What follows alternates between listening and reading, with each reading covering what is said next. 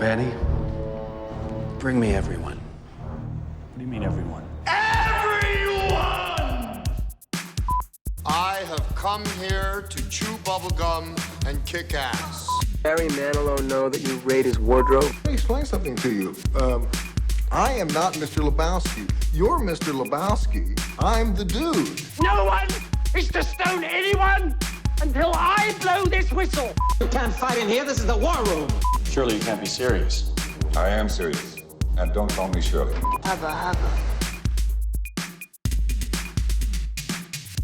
Okay, welcome to Zedos Gang, episode number 115. Today, I'm joined by all the OG regulars. Joe is back from a long sabbatical. Welcome back, Joe. Good evening. As always, I'm joined by Kenan Akbulut. Tipping out his creative controls. And welcoming back the great Leo van-dammage. I wouldn't say the great, but yeah, hi. The great. He's the great. I wouldn't say great. You're great because you're representing Super Mario and the Shigeru Miyamoto legacy there. So shut the fuck up. Okay, and then we've got Neil. Wow. Representing everything of geekdom and DC knowledge. It's just Neil. Stuff. It's just Neil. Don't worry about Neil. Neil, have you How counterproductive to tell somebody they're great and then tell them to shut the fuck up in the same breath. Get confident, stupid. What was I going to say? Neil, you watched 24 yet? Nope, not yet. God Bro, damn I've been it. busy. Fair enough. He doesn't have 24 hours. So was Jack Bauer. Like that. Jack Bauer was busy as well. All right, so I'm kind of working through Breaking Bad, so. Okay, so our first trailer of today was Pixie. It had Alec Baldwin, Ben Hardy from EastEnders and X-Men fame, and who else did it have in it? The geezer from Star Trek. Olivia Cook. Her too? Yeah. Mm-hmm. That was the chick in the trailer. Okay, yeah. I literally just watched one of them. It looks fine. Yeah, I think it seemed more fun because I think the music in the trailer than what it might be. I don't know. There was that scene with all the nuns of the shootout in the church, and it feels like that's probably a little bit of a climax of the movie, and that might be the big thing in it. Mm-hmm. It looks okay. It looks fine. Nothing to go crazy about. The director, he's relatively new. He's only done a few films like Saint Trinians, but he's been a producer for years, back to he did Wayne's World and all that kind of stuff. So, but in terms of directing, not so much. So yeah, we'll have to wait and see. But yeah, it was an okay trailer. Did you see it, Leo? With no disrespect intended, but it genuinely kind of just felt like a knockoff version of Snatch, or it looked like a knockoff version of an old Guy Ritchie film. And that's me not trying to be disrespectful to the people and the person who's made it, but I'm just by looking at it, and I was like, you remind me of something. And I was like, yeah, that's what you remind me of. You kind of like Snatch, but without the star power or the polish, I guess you could say. I mean, it looked like it could be a very interesting film. I would just something that you'd sit down and watch on a streaming service, but that wouldn't be something that I put on a coat to go to the cinema to see. Yeah. It's kind of it's almost like one of those Sunday afternoon films. It's trying to be something more than it is, and the trailer shows everything that was in the budget for it. And then when you watch the film, Alec Baldwin was a budget, I think. I probably did a 1 day or 2 day filming, and that was it. Yeah. Yeah, and so I guess you do a film on a budget, get a star in for maybe a day, plaster that all over the advertising, draw people in. That seems to be it's what Blumhouse does, in a better way. again, it looks like I'm really shitting on the film. I'm not trying to, but again, when everyone started speaking in the film, I really was hoping. I was like, Baldwin, don't do an accent, and then he did, and I was just like, Did he do an Irish accent? Yeah, I didn't hear it. Okay. Oh dear. Why? What? Well, I mean, is he part Irish, Baldwin? Is Baldwin Irish? Yeah, that's I'm sure he is. Baldwin. Where is he from? So Leo, you didn't catch it. No, of course I didn't. I got this message earlier on about what to watch, and I'm not going to lie to you, I was having a nap. So let's just treat me like the audience who knows nothing about it, and someone tell me about it. Yeah, he's Irish. This is literally my version of my dog ate my homework, except I was having a nap. So I didn't do my homework, so I apologize to the viewers and the audience and everybody. So I'm very sorry. Sorry, I'm watching the other trailer now. Well, it's hilarious. I tell you, Leo, you didn't miss much with that trailer. Yeah. If I'm honest, it literally. All right. So from the trailer, the storyline is two guys wind up accidentally running over a guy, and they find out that when they run him over, they wind up sticking him in their trunk. I don't know why, but they then come to find out that he's got like a shit ton of drugs on him. Do you know what you've just described to me? That whole one sentence is like the beginning of how I know what you did last summer, and then the bit where they find the Chinese guy in the car in Hangover. Yeah. Hang. What was his name? Hang. Hang. Hang? No. Chow. Yeah. Chow. Yeah. King John, isn't it? Yeah. Yeah. It's kind of like that. Yeah. It's a. I reckon if I'm guessing it's gonna. Is it coming out in cinema? Is it going streaming? I'm assuming streaming. Right. Yeah, I mean, it doesn't really state what platform it's coming. It just says coming soon. It's releasing the cinema. I'm sure it will be cinema. They're kind of desperate for content. Yeah. But the main character is Pixie. That's Olivia Cook, and basically it just centers around her character.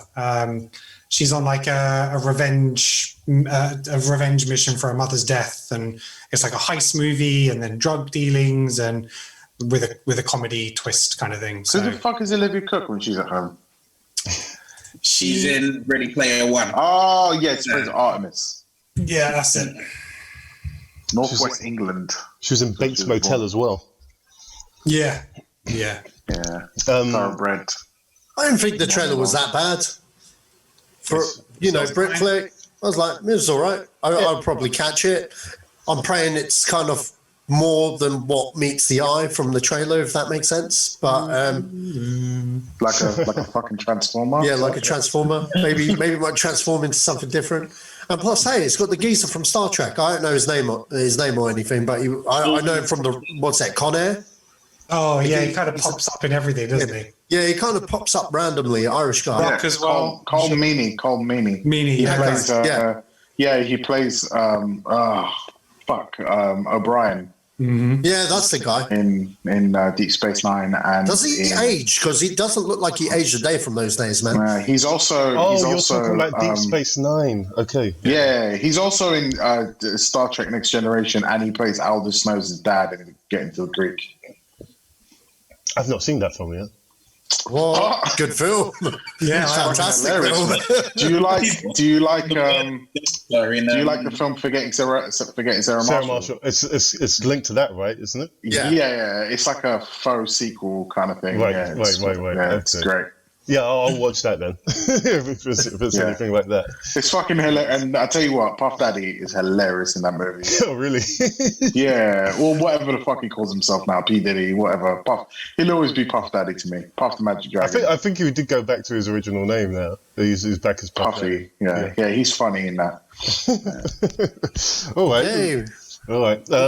We've got Don't Look Back. some horror movie.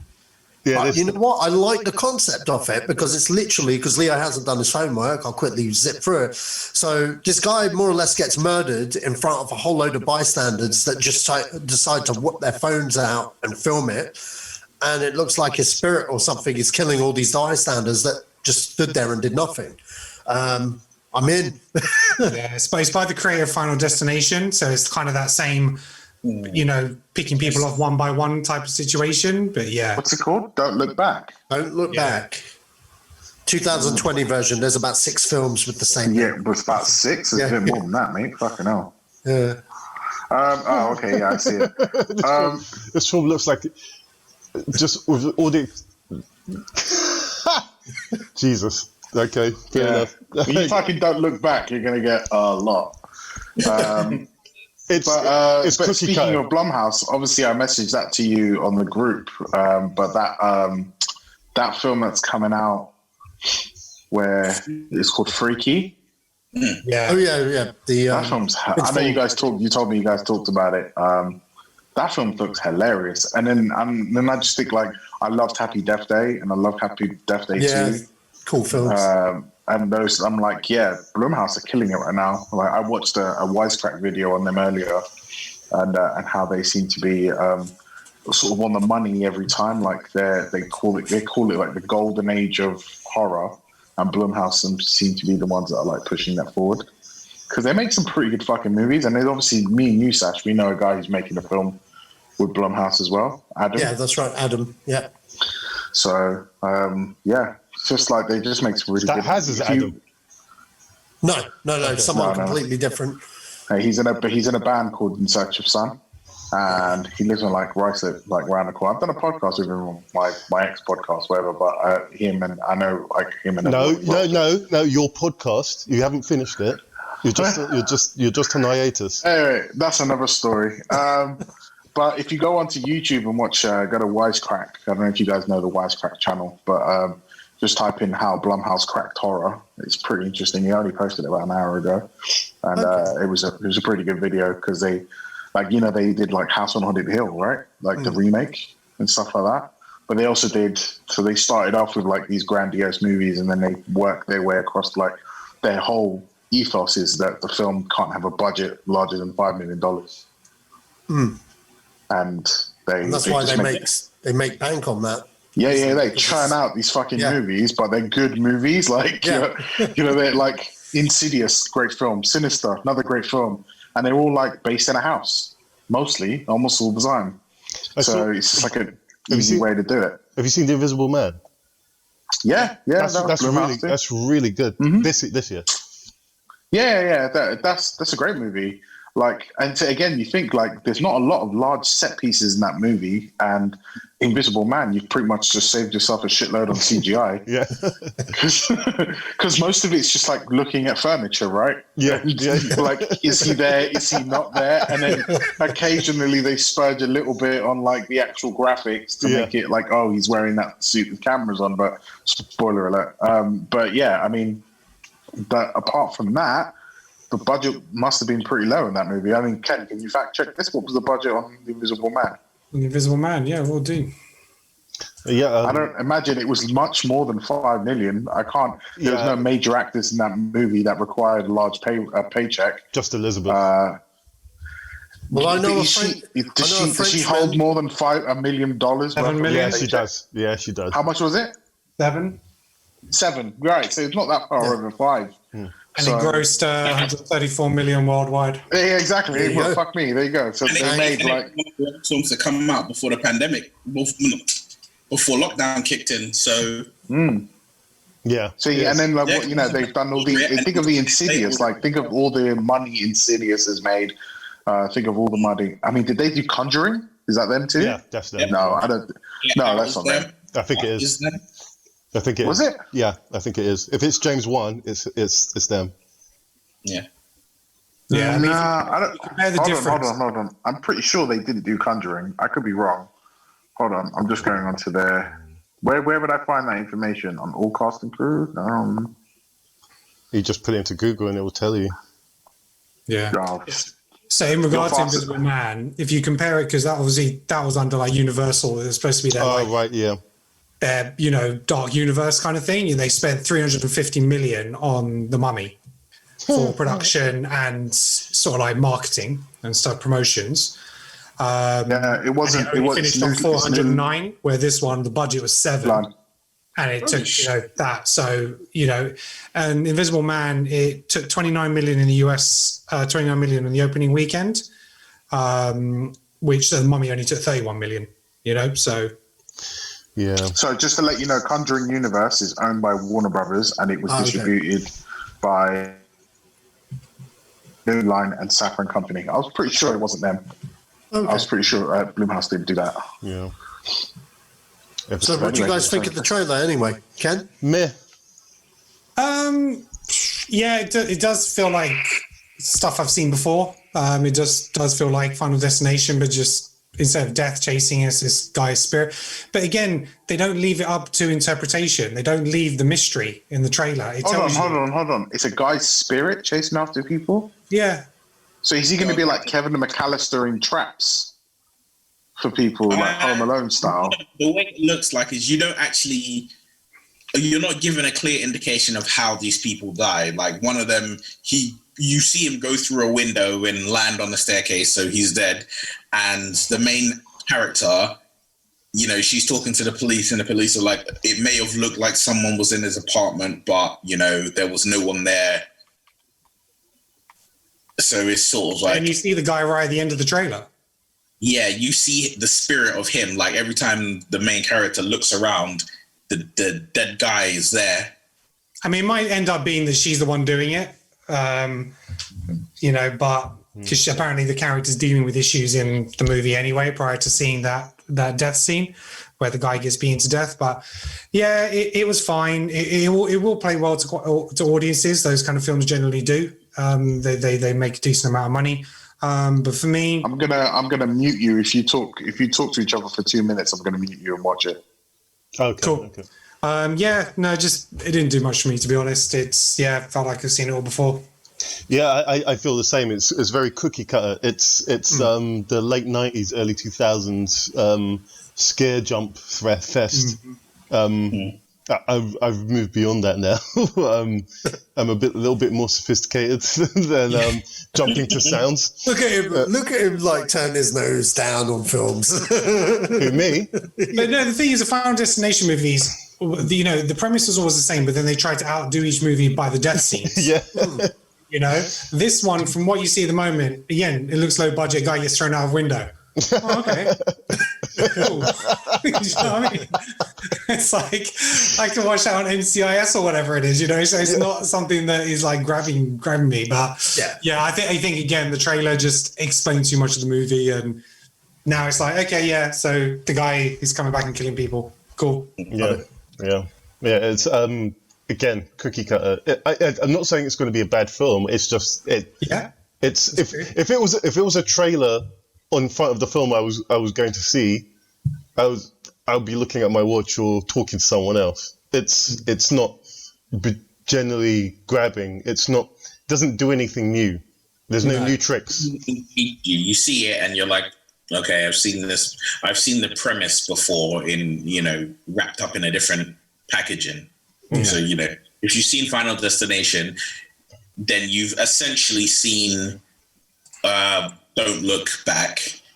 And really and truly, it's just, I think if anything, it's probably just trying to send a social message about, like helping people instead of just whipping out your phone to film if you see some shit going down.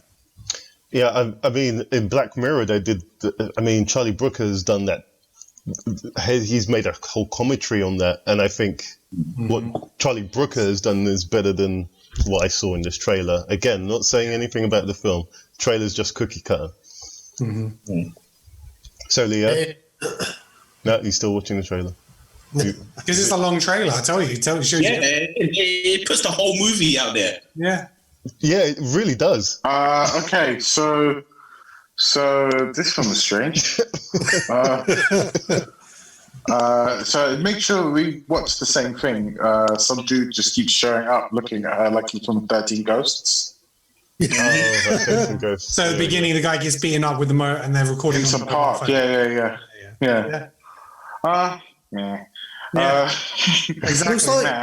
Looks like it's directed by the guy that actually wrote all the Final Destinations and Tomorrow. Yeah, it's the same guy. Yeah, same guy. I mean, what, there was 5 of those films? Yeah, he wrote all 5 of them. I'll tell you what I can see. And it was 2011, so he's like, "Oh, I need a top up on my finances." So yeah, I can totally see that Blumhouse did it, because Blumhouse, the way they've done the trailer, especially with that the violin thing, that's Insidious definitely, and Get Out, because that was them as well. Right. Blumhouse did that, and that's very much their like randomly little twist of that violin thing that switches onto another fucking scene. And, right.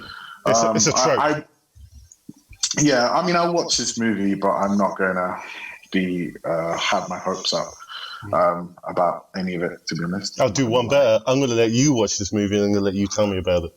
Yeah, I mean, Jason. So Blumhouse, like Jason Blum, the whole crew, they did another film called Don't Let Go. You ever seen that? Watch that movie. That film's sick. That's about a cop whose niece gets killed.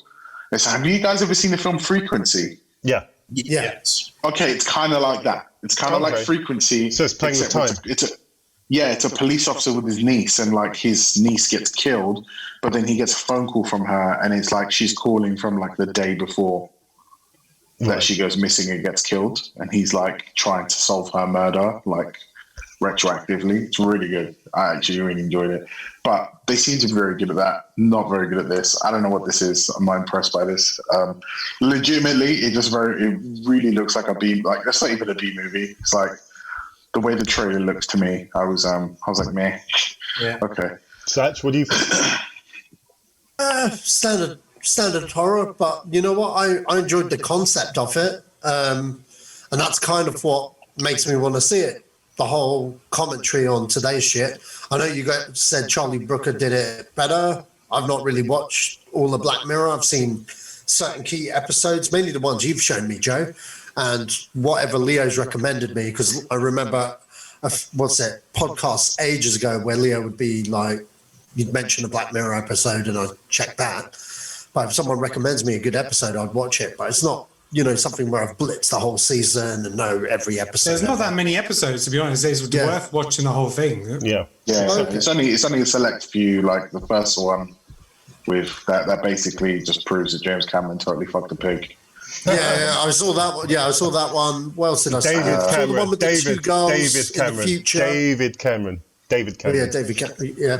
So the one with the 2 girls in the future. What did I say? James Cameron. James Cameron. Did I say James Cameron? Yeah, you said my Mr. bad, Terminator. My bad. Yeah, there's definitely a movie there. You're right.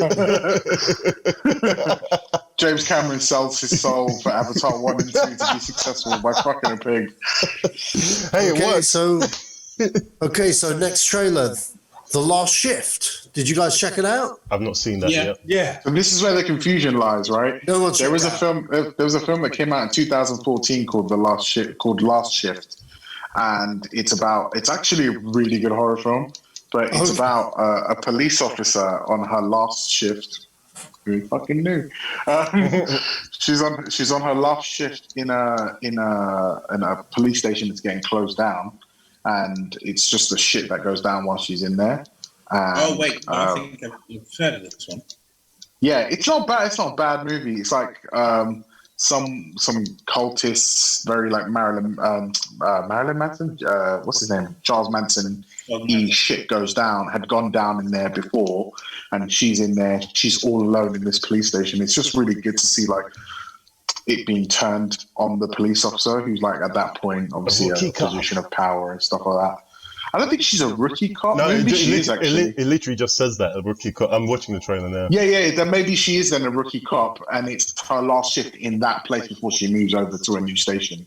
Right. And she gets stuck with the job of just taking the phone calls and then basically telling people like, you need to go to this police station now or whatever. That's not what this one is. So But that's why I was confused, because I was like, Last Shift. And then again, very much like Don't Look Back, it's like, oh, if you Google that fucking name of the movie, then you're going to come up with 20 films with the same fucking name. Yeah. So now this has got Richard Jenkins, Ed O'Neill, and Shane McGee. This is really interesting. It's basically Richard Jenkins is basically about to retire. It's his last shift. He works at a fast food restaurant, takes on this new starter who's been employed probably through like head office or whatever. And he said just kind of the worlds colliding. So he just sees this guy not having the right attitude and thinks, he's been doing this job all his life and he knows what's best. The other guys, they both think that each other's got a different kind of privilege. I think it's going to be really good. I think Richard Jenkins is brilliant. He's been in so many movies over the years, so many different. Ed O'Neill, obviously, My Wife and Kids. And My Wife and Kids and Modern Family. No, not My Wife and Kids. Married with Children. That's Married with Married and then a Modern Family. Modern Family. But Richard Jenkins looks to be on form in this. It probably could be award nominated for his performance. I wouldn't, if you're not sure who he is, he was in The Shape of Water. He's been in Kong Skull Island, Spotlight, Jack Reacher. He's been around for a long, long time. So Step Brothers, so loads of stuff. Let Me In. Yeah. You've let me in. You're already here, bro.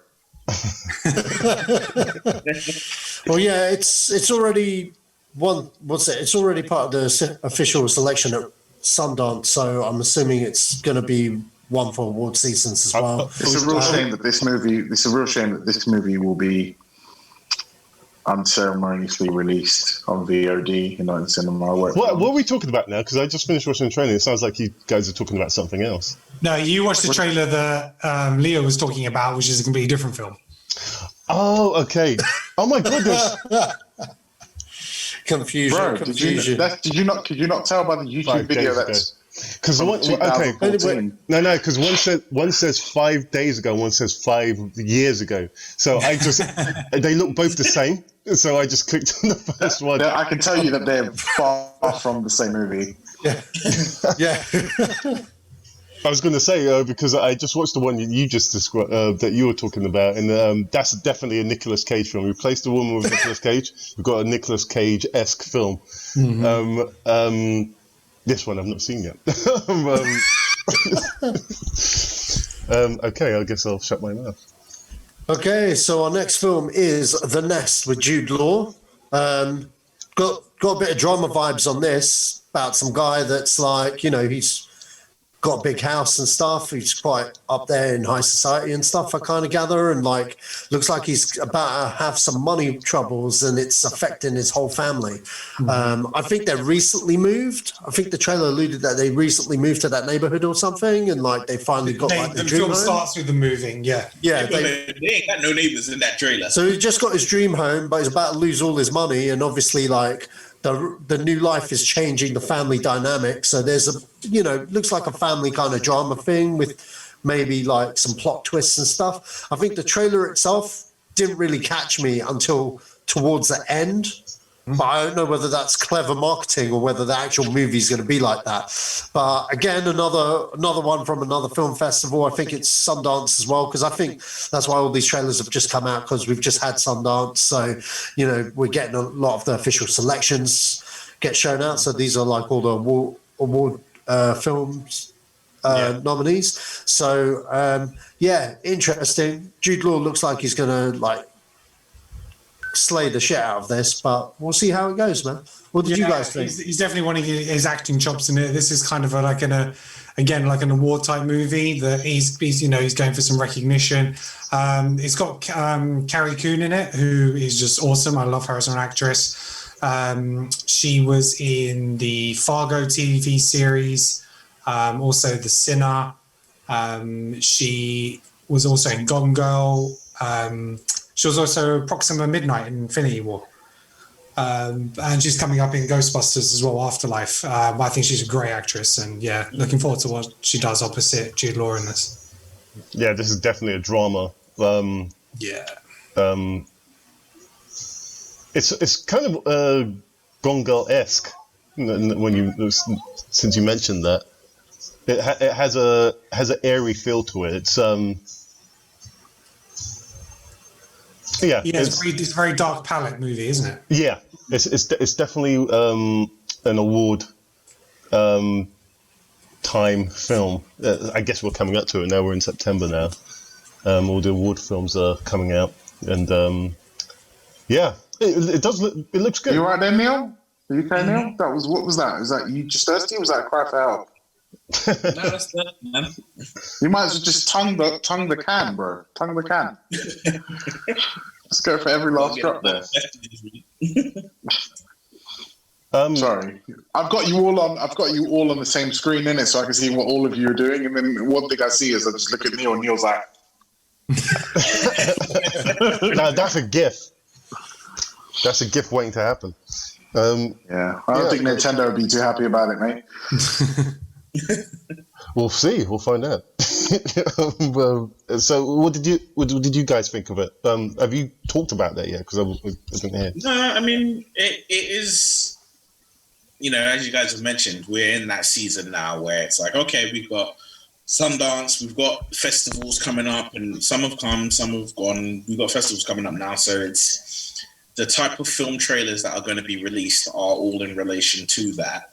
It's the for your consideration season, and on one hand, it's good because it's here's where we have the breakaway from blockbuster season where it's like every film trailer has 6 explosions and 4 one-liners, and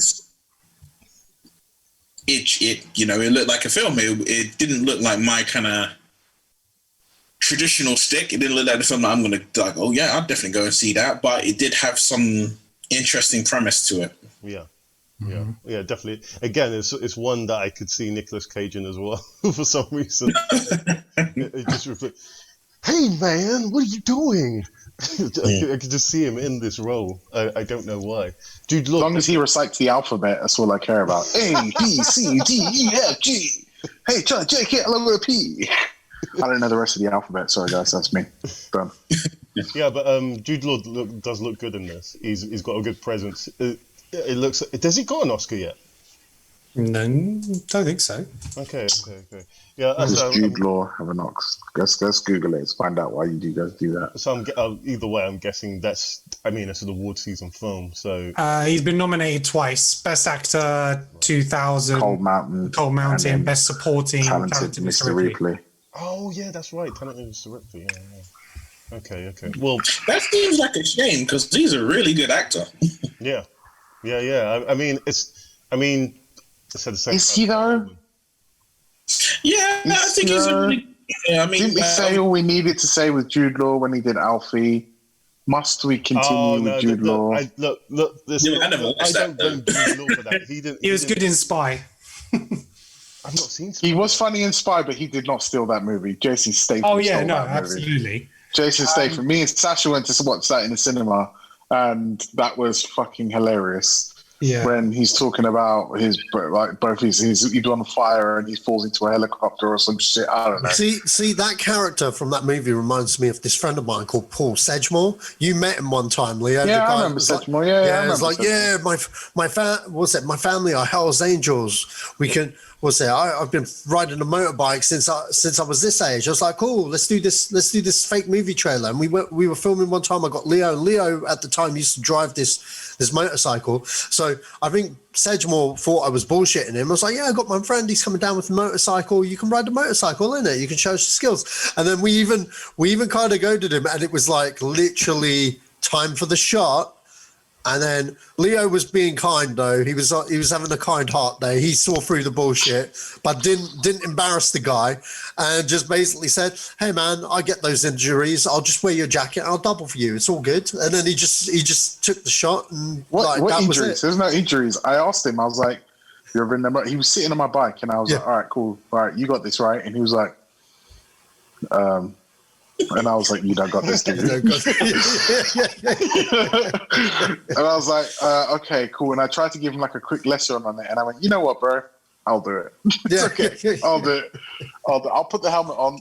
Nobody will know. It's fine. No, what was jokes was like the next day at work. He was like, "Yeah, it's been ages since I've been on a motorcycle," and we're all like, "You've never been on a fucking motorcycle in your fucking life." I can tell you now that once you get on a motorbike, you never forget how to use a clutch. It's like driving a car. What the fuck? Anyway, move on. Yeah. Anyway.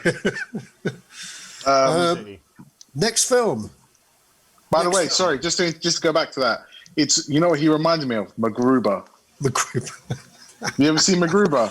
Yeah, that film was joke. That's what he reminds me of. Yeah. Okay, Charm City Kings, another Sundance film. I actually know about this movie, but I didn't watch the trailer. And I thought the trailer was okay.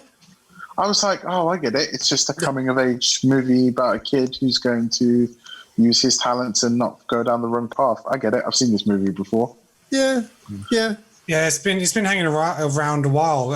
It was initially in festivals like beginning of the year, back in January. Like trailers dropped in February. It's co-produced by Will and Jaden Smith. So they were like all about this movie and sort of like pimping it out there. But Sony have actually sold it to HBO Max now. It's coming out on HBO next month or a couple of weeks, 8th of October. Oh, okay. Do you think this young man will have an entanglement? I think he'll get into some shenanigans. I do. I do. If he's in the suburbs in America, yes. He will have an entanglement. In Baltimore. Well, he ain't in the suburbs, trust me, because I was like, where that film is based and set, like anybody who's watched The Wire, he's not in the suburbs. He ain't in the suburbs, plain and simple. I did like the trailer. Seemed pretty, as Leo said, it is just your typical, it's a coming of age. Just, is he going to go good or is he going to go bad? I was like, looks all right. And then I saw that Meek Mills was in it. And immediately the film turned in the direction of taking a nosedive, but then I continued to watch the trailer and it actually went up. Okay, yeah, this film could be good. When it did say it was coming out on HBO Max, part of me think, actually, though, is it a series, not a film? But yeah, no, it's a film. It was a Sony Pictures film, or Sony, is it Sony Classics they call it? Or Sony Classics, yeah. Yeah, but yeah, they ended up selling it. But no, it could be all right. I mean, there's nothing about it that strikes it as bad. Yeah, it looks decent. You're more or less grabbed by the events that are happening. You're not. It doesn't look like something's going to blow me away, but I'm involved. It looks like some strong young performances as well. So I think it won, like Sacha said, won a Sundance. I think like jury's award for like best ensemble or something. So I actually quite like this trailer. So we haven't had a movie about bikes, so something a bit different. But yeah, I'm actually want to see this. Yeah. I guess that's the HBO Max is building its content library because they need to. I guess any film of its caliber is a win in HBO's eyes. So yeah, good on them to get that off Sony. But yeah, it does look intriguing. How do you watch films like that in the UK? In terms of the legal way? I have no idea. It's going to be for those where it'll probably be released on iTunes for distribution rights. So obviously, because there is no HBO Max anywhere else, it probably will. They'll sell it on or do it to another streaming service where they might. It'll go on iTunes or something. It'll go on iTunes. Yeah. iTunes. Yeah. So yeah, well, that's me. Everything, like honestly, almost everything is on iTunes. Like, yeah, I'm not diving into Apple's ecosystem ever. So that's a no. Why? Because of Apple. That's the only reason. You're in. I'm in. I'm so engrossed right now. It's ridiculous. So I've got Apple AirPods right now. You're saying gorge. I'm looking at you for an Apple iPad, and I've got an Apple iPhone. I'm wearing an Apple Watch. Keep things off with an Apple Pencil. Yeah, I use an Apple Pencil to draw. God, I might as well just get an apple cockering. Oh, Jesus. Okay. Well, what do you think about this, Sach? Yeah, it was all right. It was an all right trailer. I thought it has potential. You guys are right. It does look predictable. We know this kid's going to get into trouble, but that's part of the story and the conflict with these films anyway. And you know, I haven't seen a film like this in a really long time. So for me, it's kind of like new and fresh. I know British films. There's one of these like every 5 minutes. So, you know, it'd be nice to see under a different setting. Adulthood, yeah. Brotherhood, Anotherhood. Yeah, but all good films in their own right, I think. Anyway, but yeah, we'll see how it goes. Yeah. So you're about to talk about The Croods 2, which before we do that, I thought I'd just mention, just in case people don't know, just something more interesting, because it will be more interesting. Microsoft bought Bethesda. Yeah, I heard that. I saw that today. They bought what? So they bought Bethesda. Oh, okay. So Microsoft now own all of Bethesda's shit. So Fallout, Wolfenstein, Doom, all of it is all Microsoft now. Makes sense. They're taking over. Anyway, I say that because The Croods 2 literally has no interest in me. I won't even watch the trailer. I didn't even know there was a first one. And then I Googled it and went, oh, this fucking movie. Yep, okay. Yeah, I never saw it. I remember seeing the trailers. I'm aware of the first movie. You know why you didn't see it, Ken? Because you're a grown fucking man. That's why. Yeah, right. I don't know. No, I watched a lot of animated movies anyway. So yeah, but you didn't watch a film about fucking cavemen because you ain't got no kids and you're a grown fucking man. It's true. Do you know what I had to watch the other day? The Polar Express. Fuck my life. That's a good film. Hey, man. But it's got an amazing cast. This though. So it's got Nicolas Cage, Ryan Reynolds, Emma Stone, Catherine Keener, Peter Dinklage, Leslie Mann. It's all about the voice talent in this one. So, you know, it will get parents to. I mean, there isn't a lot of content for kids at the moment anyway, and obviously they're back to school. You've got half term coming up already in about a month or so. So it's kind of perfect time for that. For a cinema release, and I think you will get some families back into the cinema. So someone talk to me about cinemas, man. Are we allowed to go to cinemas? Because this whole 6 people fucking... I want to see Tenet. Last week. The 6 people is only in your house. Yeah. Right. Because the virus only knows... The virus knows where you're going to be at, so it's fine. Yeah. It's like the virus is sitting there waiting for the 6th person. Just like, yeah, come on. Give that 6th person. Sorry, come along. Is that I didn't know you could go cinema. Yeah, bro, that's exactly that. I shared that meme the other day. Just waiting for that number 7. Yeah, but so I haven't been out, and now that you said, I just completely remember that Tenet is out for us to watch in cinema, and I might go watch that tomorrow after work during the day when everybody's there. Trust me, it sells out because of the spacing. So if you're going to go, just order it early. No, I'll be going during the day when there's nobody there. No, don't make that mistake. Yeah, when I went to see, there was like, I don't know, 20 people in the cinema. So no, but everyone goes back to work now. Everyone's back at work now. I would see it on last Wednesday.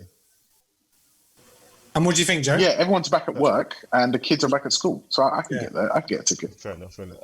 I beyond the sound mix, because Nolan seems to have a really, really odd time with sound mixes. It's great. I need to watch it again.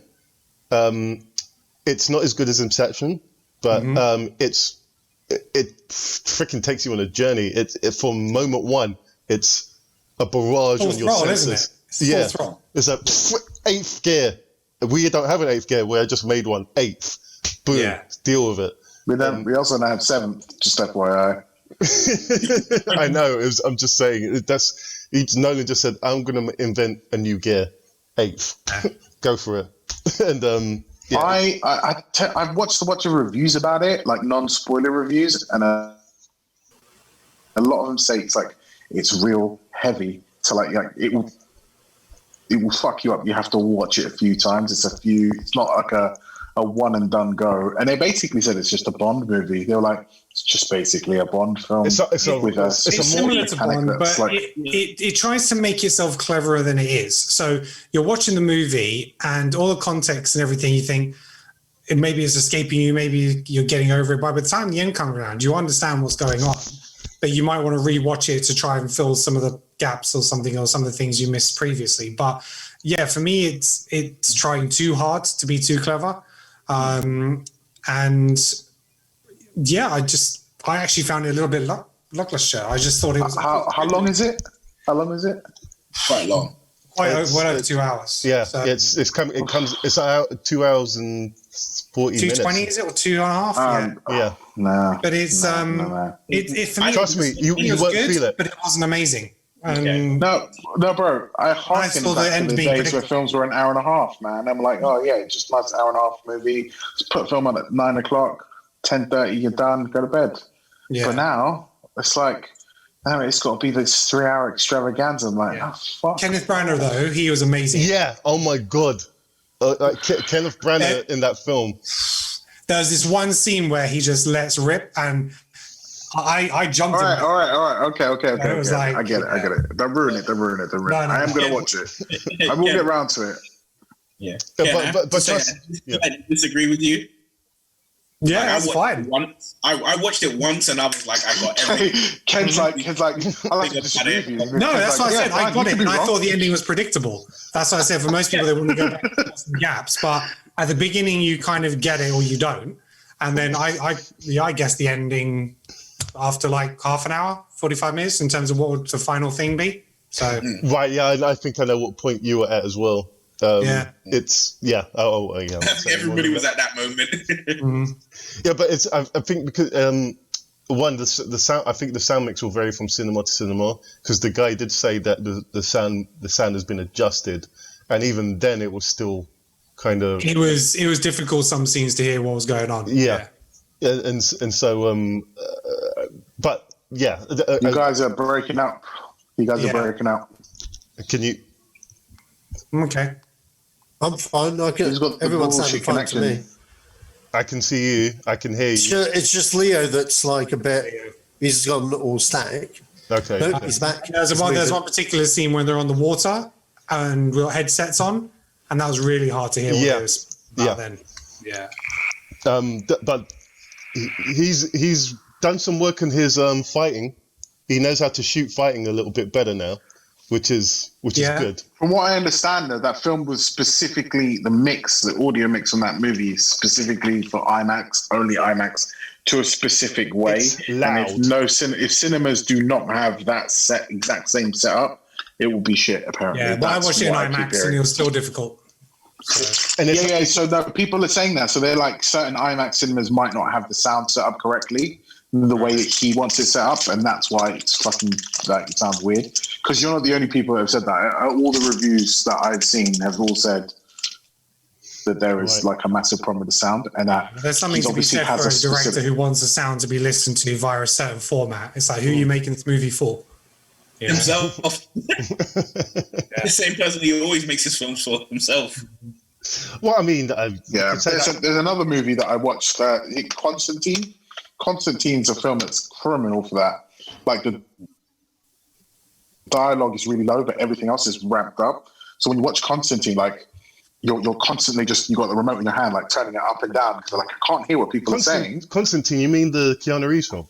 Yeah. Yeah, I remember seeing that in cinema. It was fine. Yeah. No. Okay, so watch the home release. Okay, all right. Watch it on DVD, and I promise you're going to be like, wow, Leo's right. You have to turn it up to hear the dialogue, but when like an explosion happens or a big bang happens or some shit, you're like, oh, I got to turn it down because I don't want to wake everybody up. And you're just constantly up and down with Constantine. Like, that's what I found. And I have it I bought the iTunes version, and so I got the 4K and I got my sound set up correctly for everything else. But that, for some reason, always fucks me up, and I always have to turn it up and down all the time. Wait. Okay. Well, that is. So the Croods too. Yeah. We've avoided this long enough. Sorry, Satch. That's okay. Next topic. Next topic. Who gives a fuck about the Croods 2? Is anybody going to watch the Croods 2? We all get it. It's a kid's film about cavemen. Let's move on. Whatever. Nicolas Cage is about working. family and friends. Yeah. All right, so moving on. 47 Ronin 2, the sequel nobody wanted. No. So it looks like Mulan actor Ron Yale, who also voices Scorpion in the Mortal Kombat games, is directing the sequel to 47 Ronin, not titled 48 Ronin. His words on the project. His words on the project is that he can't wait to direct a genre-branding martial arts action horror cyberpunk film. Okay, and yeah. Anyone excited for 47 Ronin 2? No words on Keanu Reeves coming back. And never saw the first one. You guys are talking. You're all talking over each other. On top of that, I know I haven't finished. Jesus Christ! On top of that, this guy also directed the Step Up remake in China because they remade it for the Chinese audience. So yeah, go ahead, guys. Of course, they can have a black man in there, innit? Obviously, because China and their racist shit. That's why they had to remake fucking Step Up. Wow, I loved 47 Ronin, but I loved the story in general. And watched the film. There was not anything particularly wrong with it. You know, it was an enjoyable film. I sat there, I watched it, I had a good time, done. But the film, even if you didn't know the story the film is based on, it's pretty definitive. Like the ending. Yeah, that's what I was going to say. You know, if there was ever a moment where they were like, there won't be a sequel, that film is. Absolutely. That's what I was going to say. It's almost like if someone made the Bible too, right? I'd watch that. There's a joke in there somewhere. They did it in a Family Guy. It's like Passion of the Christ 2, crucify this. And it's like Jesus with these guns pointing it at people and shooting, just diving like John Woo style. This is up there with Gandhi too. Yeah. I just, I don't know. Like, I think you're right. You're right. At the end of 47 Ronin, the first one was very definitive. Like, this is it. That's like, there's no. Who are you going to cast now? Like, this is what I mean. They're not going to put Keanu Reeves in it. They're going to put Rihanna Keeves. His double dimension. Like, for the audience who doesn't know, like, I'm sorry, the film's been out long enough. The end of the film, every character. Ken, tune out. He's going to spoil the whole movie. I don't care. Okay, fair enough. Yeah, well, at the end of the film, every character that you care about is dead. Everyone. Right? Yeah, Keanu Reeves kills himself. Yeah, they all commit seppuku at the end. Every one of them. Done. Good night. Yeah, remake this. It's going to be a prequel then. Well, I failed to see where Cyberpunk... 46 Ronin. I understand why he says Cyberpunk, because it's got that quality to it. It's essentially a Ninja Scroll without it being Ninja Scroll and a lot less better. Right, okay. Or they say Cyberpunk because they're going to set it in the future Cyberpunk style where they bring Keanu Reeves back, and it would just be really funny because Keanu Reeves is also in the new Keanu Reeves is also in the new Cyberpunk game, so that's coming out 2077. So, and I think that's hilarious. I'm like, if you guys did that, that's fucking brave. Do that, yeah. That is brave.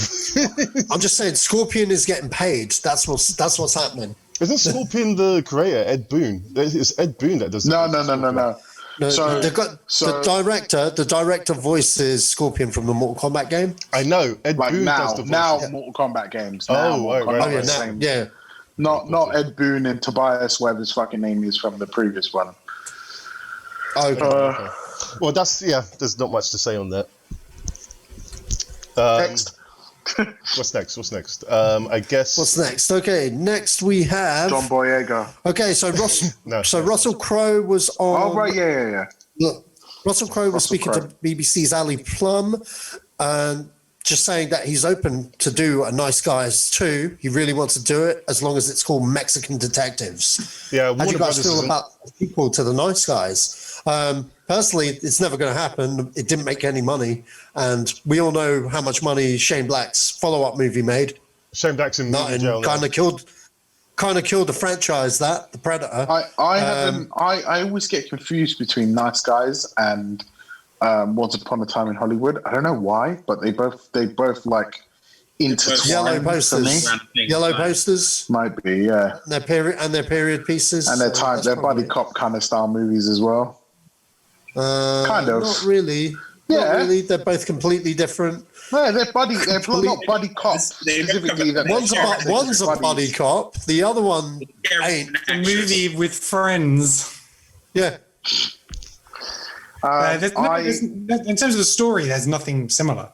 Yeah. I think I have to watch Nice Guys again because I wasn't very impressed by the first one. Is that just me? Yeah, I think that's just you. Maybe I was just really stoned when I watched it. I really enjoy The Nice Guys. I thought it was good. It was good. That's one of my favorite films. I think I have to watch it again because I have like vague recollection of sitting down watching it and at the end being like, meh. It's a funny film, man. It's I think if you watch it again, you'll get a kick out of it. Marijuana is a hell of a drug. It really ruins things for you sometimes. You're just like, I don't fucking remember whether I watched it or not. But like Sacha said, the first one didn't make any money. It cost 50 million to make, and it made like 63. Why did it cost 50 million? Well, they probably paid Russell Crowe and Ryan Gosling a huge amount of money. And that film did not need to be 50 million. You got to think Ryan Gosling was just coming off Drive, right? Where he just made a shit fucking. He became like super big off that. He was in like Crazy Stupid Love. It's not far off that sort of run that he was having, where everyone was like, Ryan Gosling is the most beautiful human being on the planet.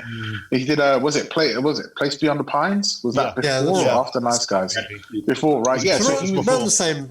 Yeah, yeah. So he was on that run, right? That was his run at the time. Just like fucking everyone has their run in Hollywood, right? Where like Van Damme had his run, Schwarzenegger had his run, and that was his run. And no. Shitload of money. He was in recently. What's the film called? Blade Runner. Yeah, that was after. Did money? It bombed. Ultimately, it did, but it didn't. It did, but it didn't. He did in 2015. He did The Big Short. 2016 was Big Short was a great movie. Big Short's a great movie. Yeah, well, 2016 was Nice Guys and La La Land, and 2017 was Blade Runner. So, yeah, he was on a run. Yeah. He was on a run. Yeah, we'll see what comes up with next. So Russell Crowe's been saying this about a sequel for a while, though. So he said the same thing last year on the Howard Stern show. But he said there's basically two films that he would be prepared to do a sequel to, which would be LA Confidential and The Nice Guys. And Gladiator. Well, doesn't he just play the same character Gladiator now? Doesn't Russell Crowe just basically play the same character as American Gangster in Nice Guys? No. Similar vein. When I think about it, I mean, it's like they're both humor.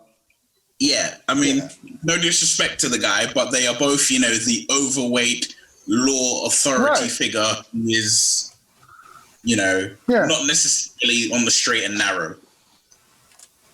Bit of a stretch, but yeah. I see what you mean. But yeah, watch Nice Guys again. It's good. Yeah, I mean, where is it set? Is it set whereabouts? Los Angeles, 1977. I like. You know what? I'm falling in love with films that are set in LA, like films like. Well, so what did I watch the other day? Street Kings, which I was Street like, Kings everyone forgets how fucking great Keanu Reeves is in this movie. He's great in that. Like, he's fucking great in that movie. That's Chad Stahelski as well. That's who? Sorry, Chad Stahelski, the John Wick guy. Chad Stahelski directed that. No, he didn't. David Ayer direct it. David Ayer. Didn't he write or direct it? Oh no, I think he was the stunt choreographer of it. Let me check. Yeah, I think David Ayer did it, man. Yeah, Street Kings. Director was David Ayer. Yeah. He must have been. I think he must have been the stunt coordinator. David Ayer did that. He wrote Training Day. He directed Bright. He directed Fury. But if you look at the films that he's been doing, like Bright set in LA, End of Watch is set in LA, fucking this movie, Nice Guys isn't his, but I'll watch it because it's set in LA. Like I like that whole period piece that you guys mentioned. It's like Once Upon a Time in What's the one with Gosling and no. Extra? Gangster Squad, right? Yeah, Gangster Squad. That's set in LA. That's a good period piece in LA. And then, and obviously, you had recently Tax Collector, which a lot of people were like, "No," but I thought it was alright actually, up until spoiler alert. No. That came out this year, and I ain't seen it yet. No spoiler. Have you not seen it? Oh, I ain't seen it either. No. Okay, cool. Watch it. It's not bad. It's not a bad movie, but it's definitely like when you watch end of watch, you get it. You're like, oh, okay. I see. This guy really wants to be Hispanic.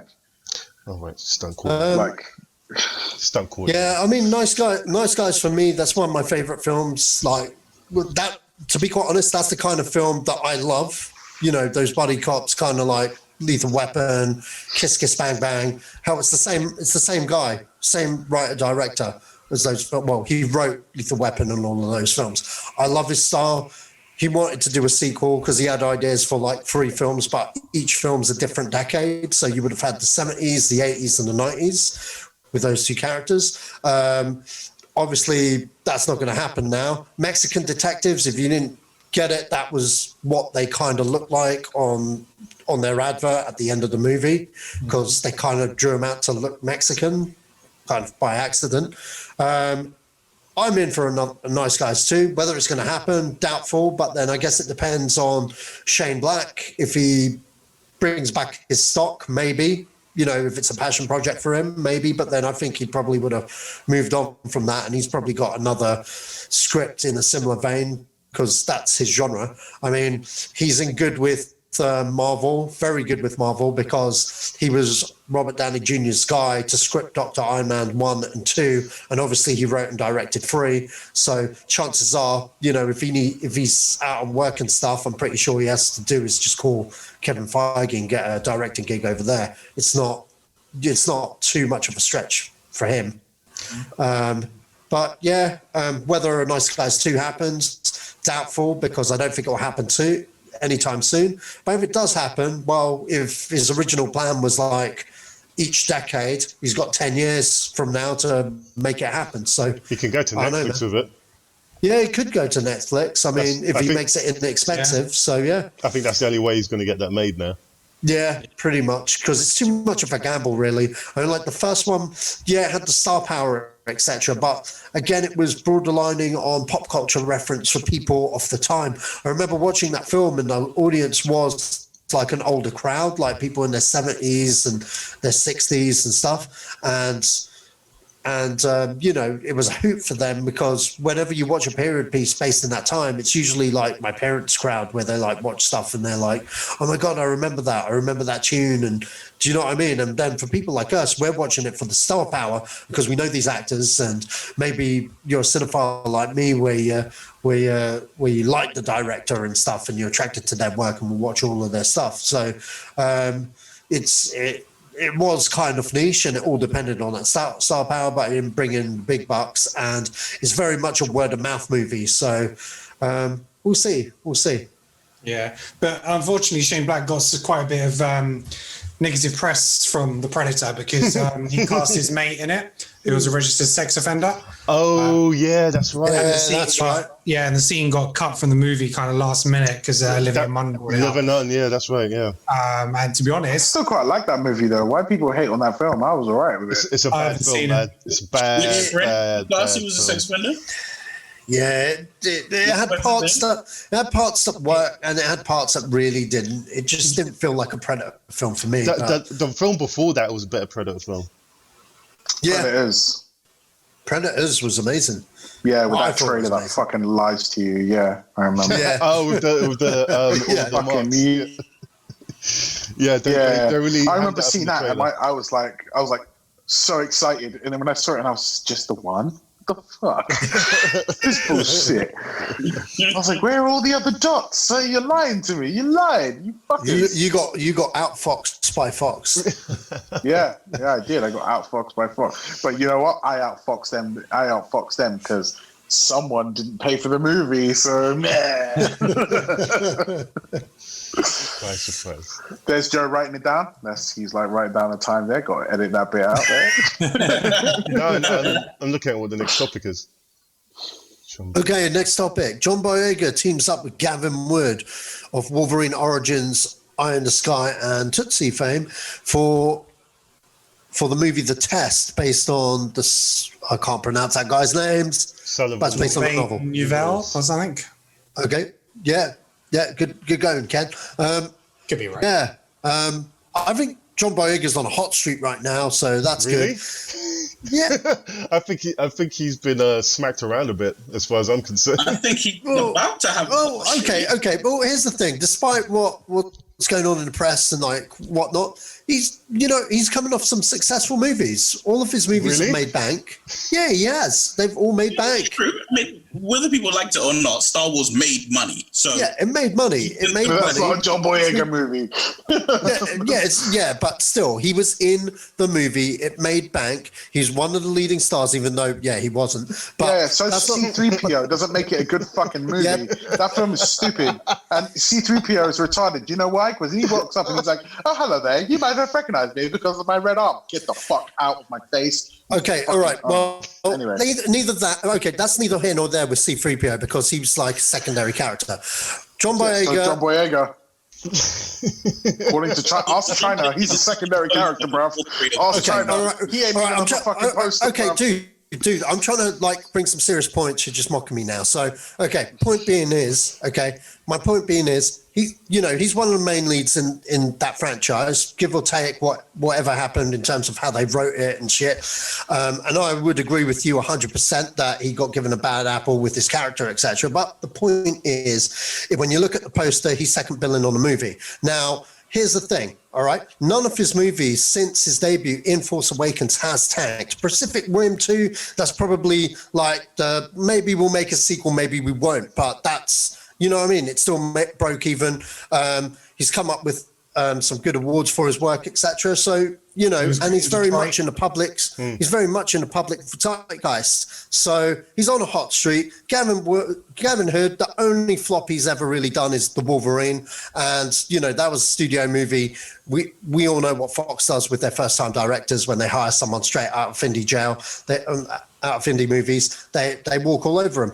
So I think this. John Boyega's when in a you place say, by the way, the film he did right after Star Wars flopped. Detroit, that film didn't make any money at all.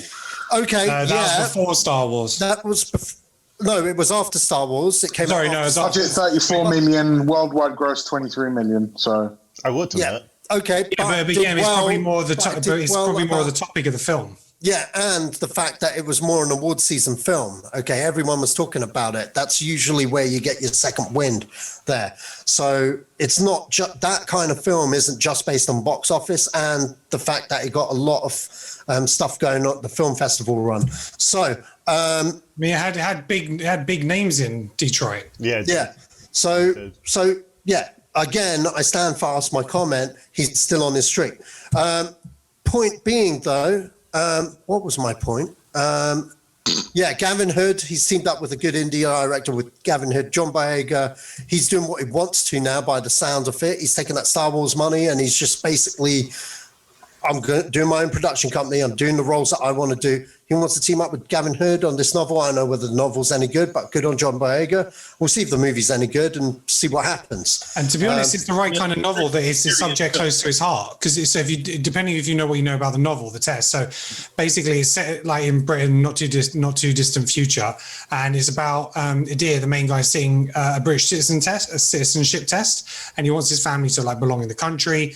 And there's like 25 questions to determine their fate. And so like the blurb on the book says 25 questions to determine their fate, 25 chances to impress. When the test takes an unexpected and tragic turn, it is handed the power of life and death. How do you value your life when all you have is multiple choice? So immigration to him and that kind of topic is going to be really close to his heart. So I think this is going to be a real passion project for him. And I think, I think it's right up his street. He's also got the film Naked Singularity coming up, which has got a really, really strong cast. What's this one called, Ken? So the one coming up is called Naked Singularity. Right. It's got Bill Skarsgård, Olivia Cook again.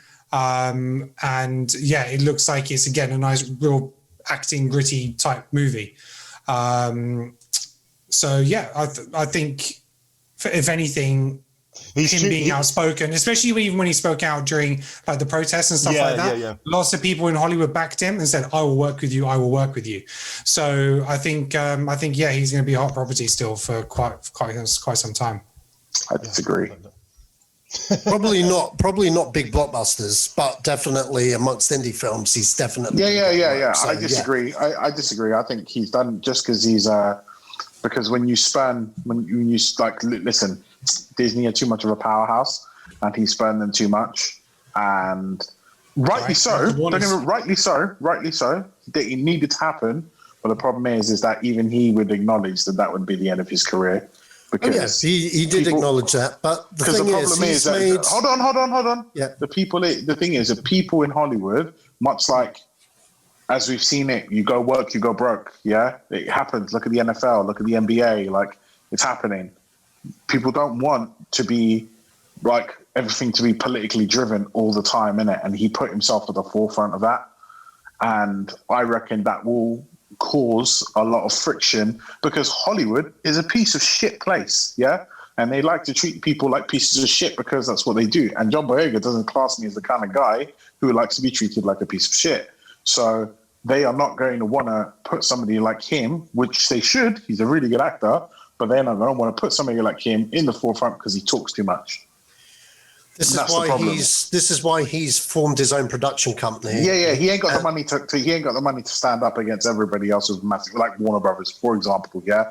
So like he's got. Depends which avenue really. If he's trying he's got a hit after hit to make decent money. Yeah. To be able to compete on a higher level. You want to make indie films, that's great, but you got to be consistent now. And so he's got to pick his projects really, really carefully. And like, yeah, it's great that he's started his own production company. It's basically like working for a company and going, fuck you, I'm going to start my own company and be my own boss, which is what he's done, which is great. But I'm just saying that I think that he'll be spurned from Hollywood because whilst we all turn around and say like, oh yeah, people are saying, I'll work with you, like it doesn't really matter because if a production company who's funding them go, we don't want that guy, then they're not going to have that guy because they're the ones that are ultimately footing the bill for that. So they're the ones that are putting down $250 million, whatever the fuck it is, for a movie to be made. And if they don't want John Boyega as the star, John Boyega's not the star. Simple as.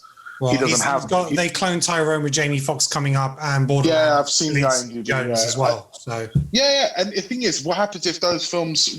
What happens if those films bomb? What happens if they're like his star pack? As we've seen with stars in the past, who were like amazing, had amazing scripts, and then they fucked the whole film up because they were. You're right. Do you know what I mean? Like you've seen it with Nicolas Cage. You've seen it with like Arnie. Arnie had a whole run of movies which were like, what the fuck is this guy doing?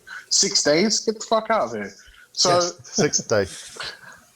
Whatever. There you go. See, that's how forgettable that film was. My point is. Okay, but would you say Jamie Foxx has got star power? Yeah, he's still Does Jamie Foxx have star power? Yes, but I mean, look at. Then he makes flops like Project Power and Robin Hood and. Well, Project Power wasn't a flop because that was number one on Netflix for ages, and it was actually everything's number one on Netflix. Okay, but Robin Hood, that did nothing, and he's not top star of it. Yeah, he wasn't a star of that movie. That was that Egerton guy. What the thing is that I imagine his career will probably take a similar trajectory to say Daniel Kaluuya. Right.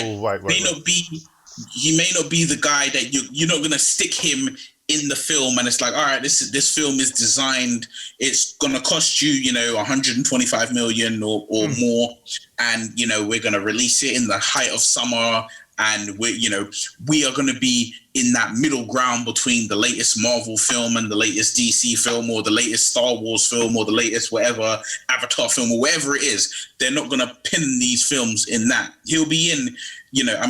When I looked at his IMDb, the stuff that he's doing, the next things we're going to see him in are on the BBC. He's not. I don't think pretty much everything on his IMDb was with the exception of this new one, everything was speaking out and everything. So I can just imagine that he himself is possibly in a position where he feels like, pretty done with this super live in your face blockbuster. Well, I think that even he's very much mimicking Shia LaBeouf's fucking life. I would say to you, I agree to a degree that he is probably going to be spurned. There are definitely going to be, you know, like film projects that he would have been great for that he is not going to be considered for because of his activism. But at the same time, I feel like his experience of Star Wars is probably, in his mind, put him in a place where he probably is comfortable not being considered for that.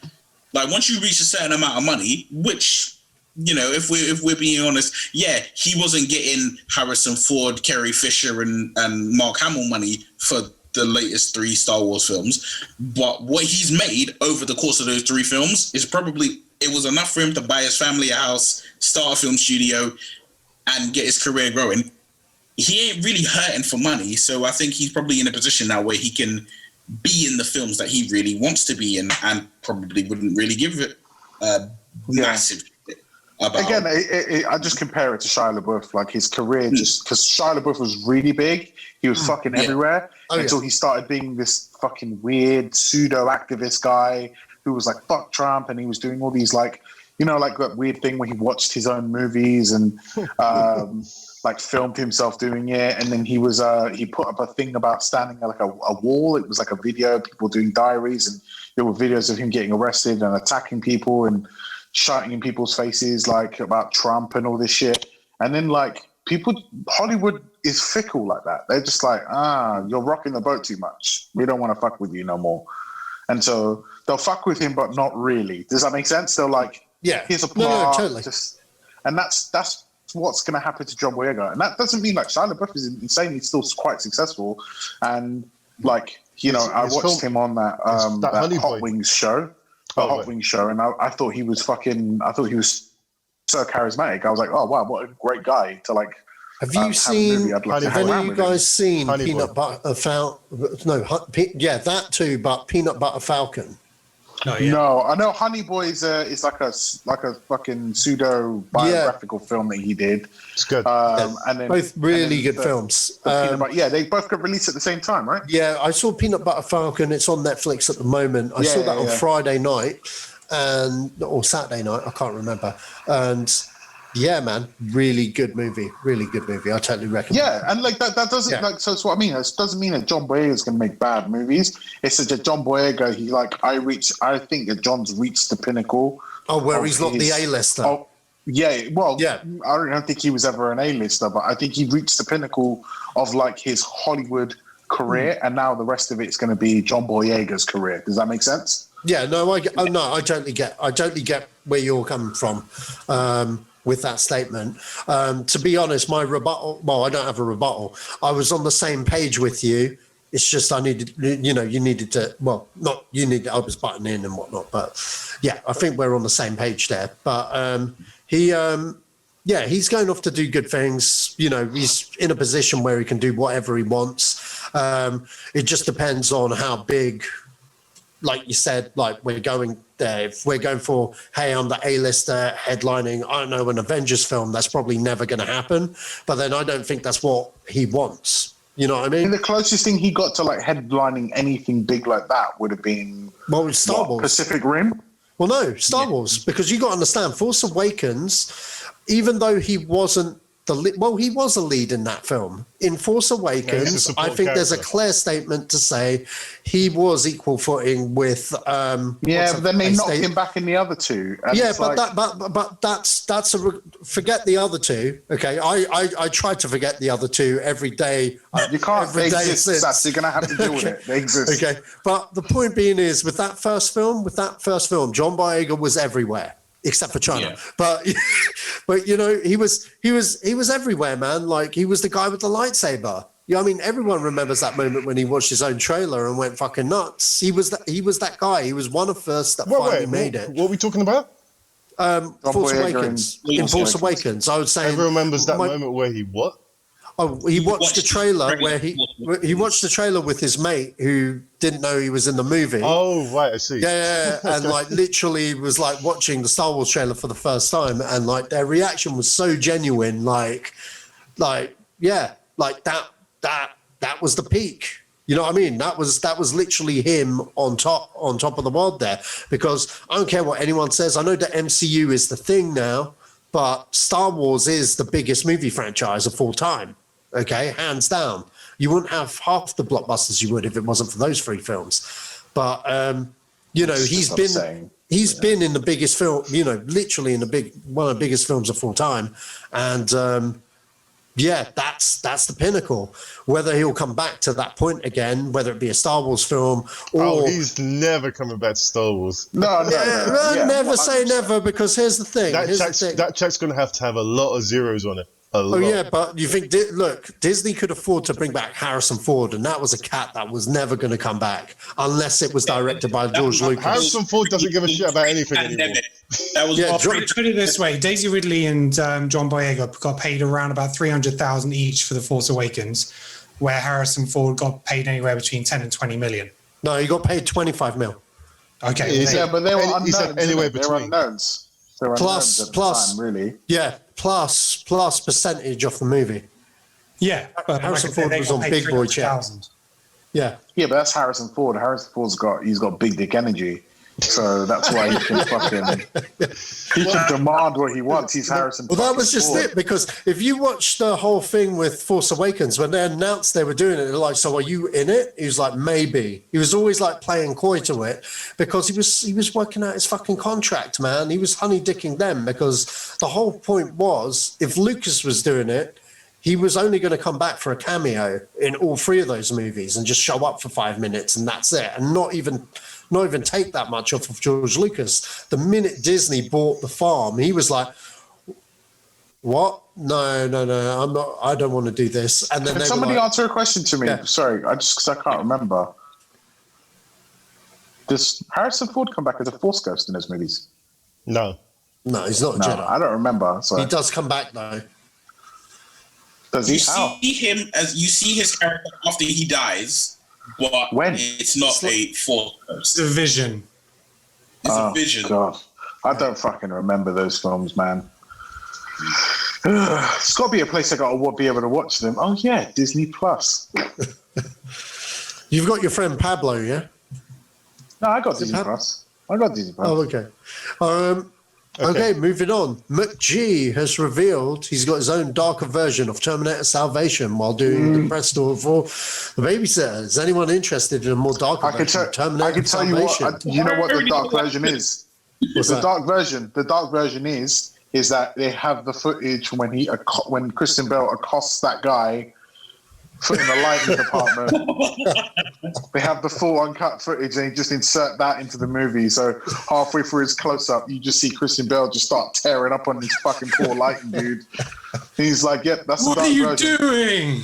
Yeah, fucking amateur. Yeah, I mean, let's be honest. Who the fuck cares? That I don't give a fuck. Like, how can you? When did that film come out? 2000 what? Someone tell me. 7? 8. Oh yeah, he's right. Yeah. 2009. 2007, 2009. Okay, so literally 11 years later, McGee's like, "Oh, hey guys, just FYI, I have one too."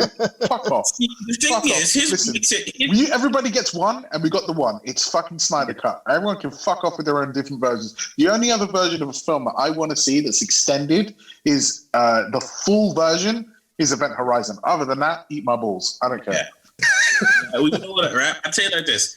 With the whole McGee talking about this, right? I have Terminator Salvation on Blu-ray, right? And one of the special features is that picture-in-picture mode where you can watch the film whilst he does like a video commentary over it, and he explains like, "Oh, this is what we did with this scene, and here's the concept footage of it." He already lays out what the ending of his version, what he originally wanted as the ending was. He laid it out in that. It was basically that at the end of the... So you've seen it, right? You know once a long time ago. Okay, well, the ending of the film where it's like Sam Worthington's character gives his heart to John Connor. Yeah. So it's that.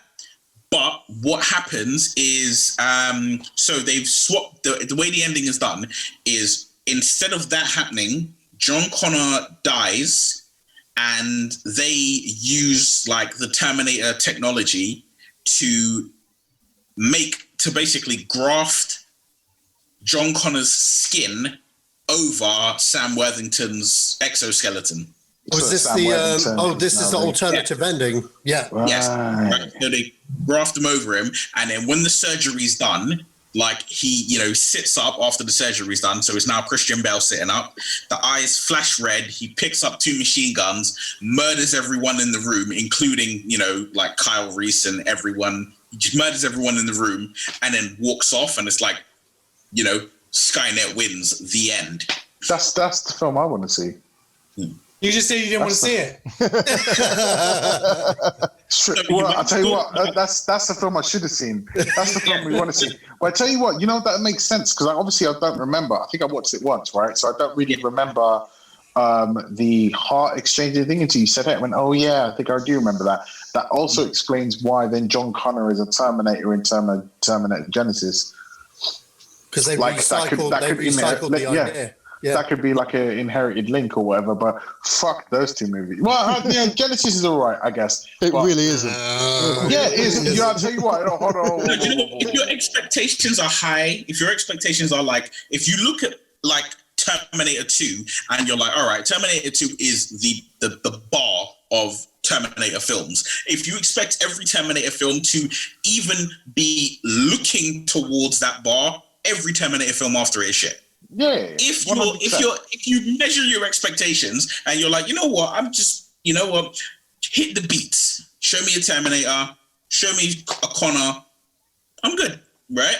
Then you're not gonna think, oh, these films are completely awful and oh my gosh, wow, they're just terrible and the worst things I've ever seen.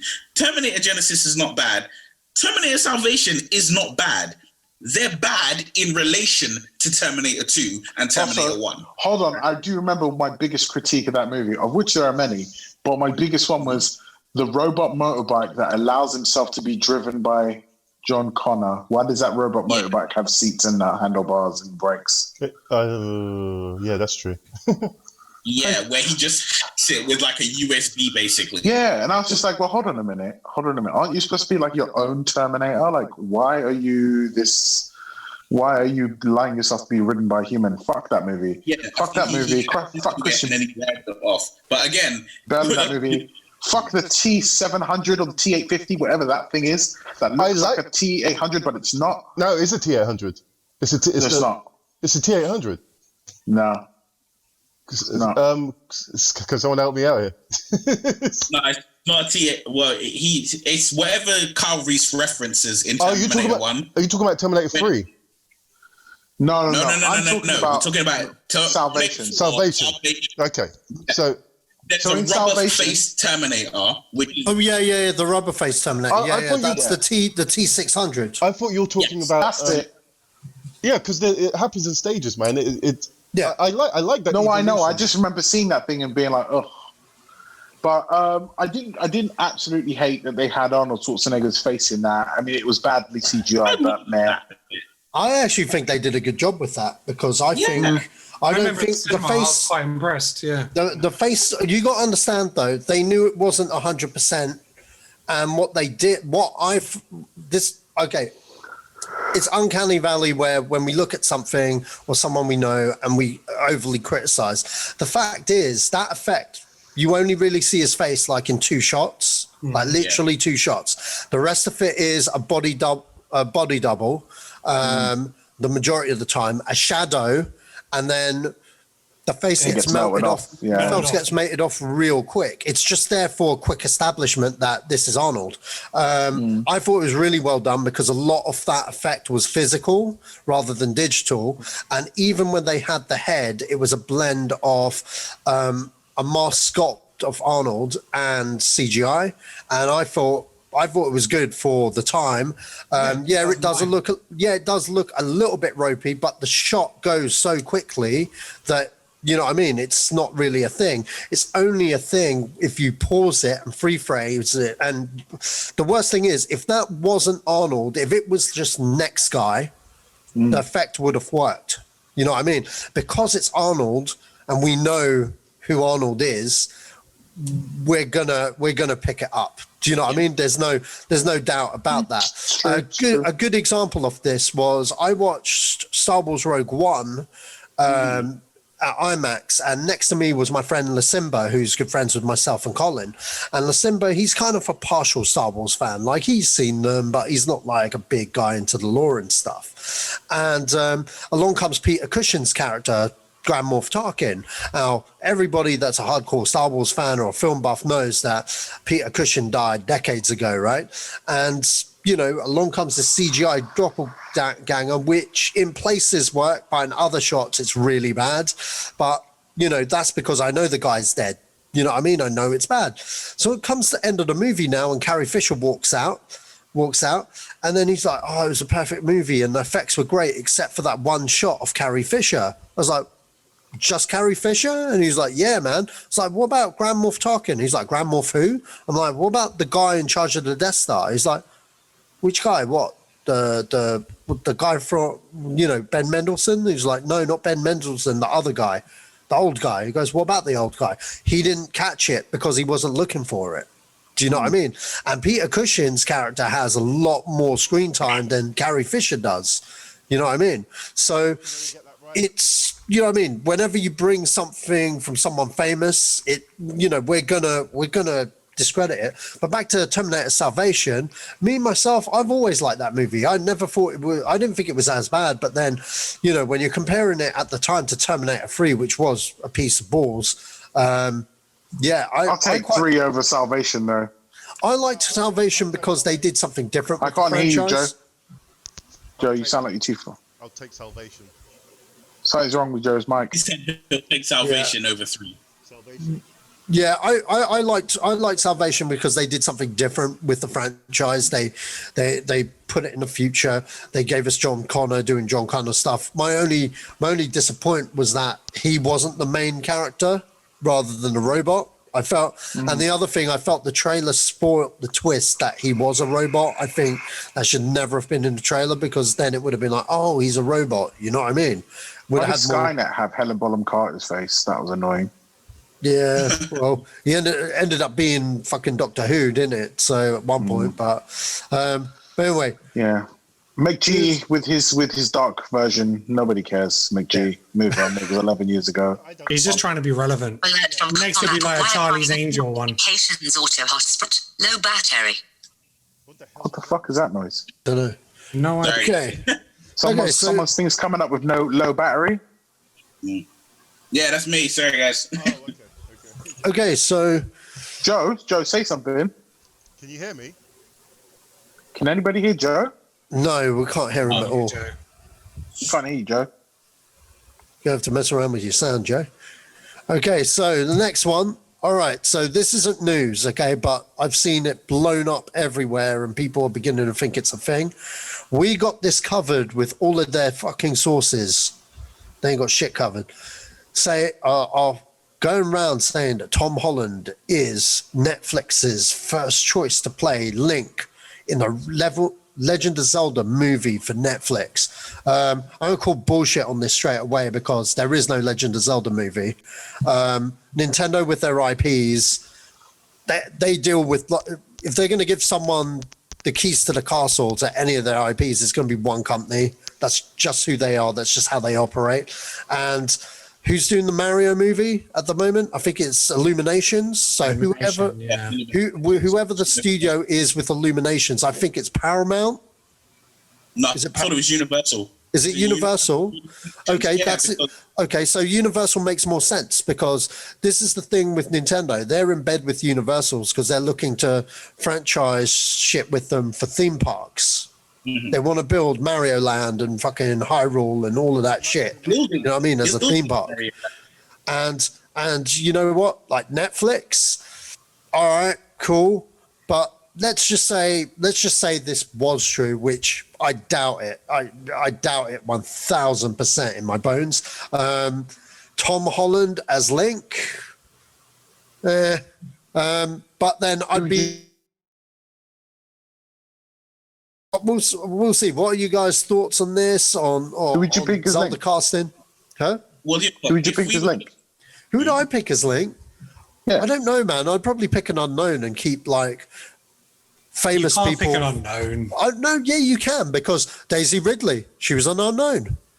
Yeah, She was an surrounded unknown. by loads of famous people. Yeah, and that's how I would cast my Zelda movie. I'd cast it like Star Wars. I'd cast it like Superman. I'd cast it like a big franchise with an IP, because Zelda is an IP. Yeah, it's quite a known IP amongst people under 40, and I would basically cast it well, where you get the supporting characters. Ganondorf, who is the main villain, I'd cast that as a big name.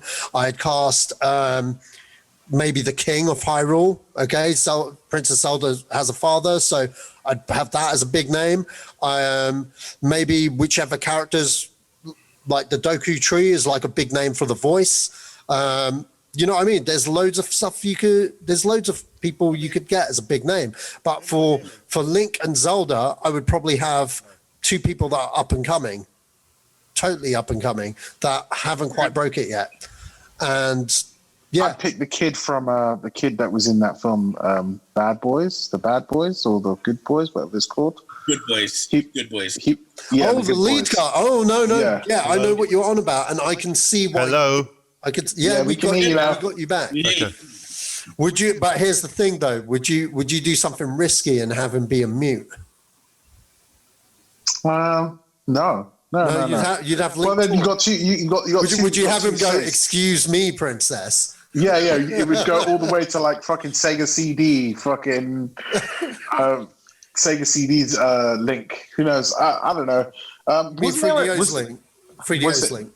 Was it 3DO? I thought it was Sega 3DO. CD. Nah, say it. That's Sega. That's a rival, isn't it? They ain't gonna over their dead body. I totally thought. No, no. It was either CDI. It was CDI or Panasonic. One of the two. Right. So Panasonic 3DI, or it was definitely one of those two. It was not Sega CD, because that's like, let's get into the bed with the hedgehog, man. It's never going to happen. But well, they did. So Nintendo did get in bed with the hedgehog, mate. Oh yeah. Later years. But yeah, I'd pick that kid. The kid from, he was in the other film with the kid. He wears like a starship helmet. The same actor.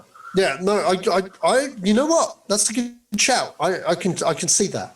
I can see that. Yeah, it's just he's getting a bit older as well. That's what I would have.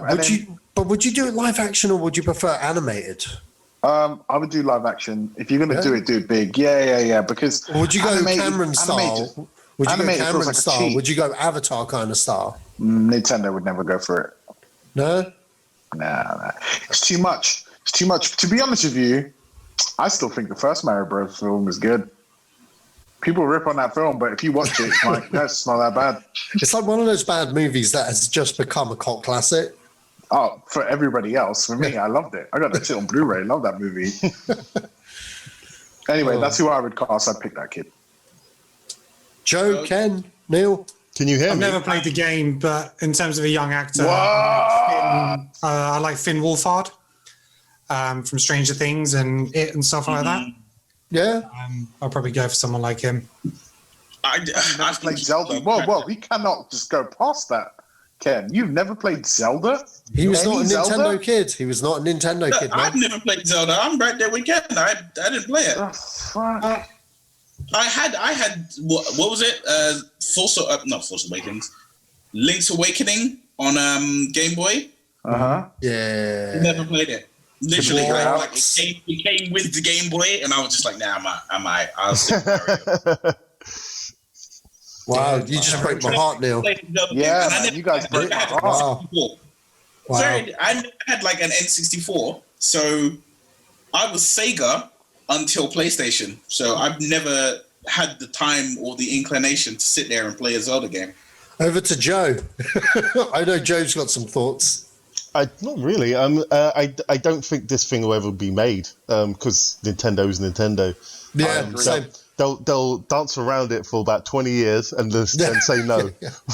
and, I know Avi Shankar, the Castlevania guy, wanted to do it as an animated movie. He wanted to do it as a series and then build it up to a movie and have it end on the movie.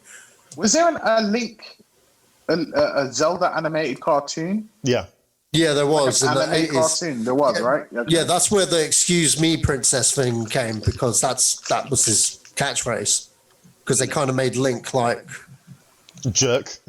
Yeah, like a jerk. Yeah, real big jerk. To be honest, I think, like, if I can be honest, I think that Nintendo are actually missing a trick because of the simple fact that,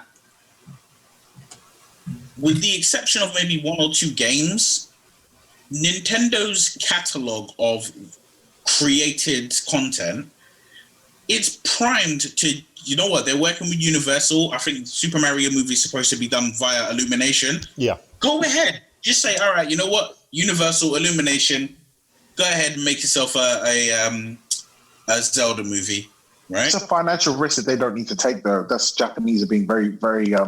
They don't like being cavalier with their finances. They've stepped into that foray once and it didn't go well, and so they're like, no, we're not going to do that again. They're probably waiting to see what the Mario movie does. If that makes all the bank, then they'll shift another IP. I reckon the only one they should make, really and truly, would be Metroid. Metroid. Yeah. Yes. Make Metroid. Yeah, Metroid. But that's the thing, though. Metroid kind of lends itself to movies, though.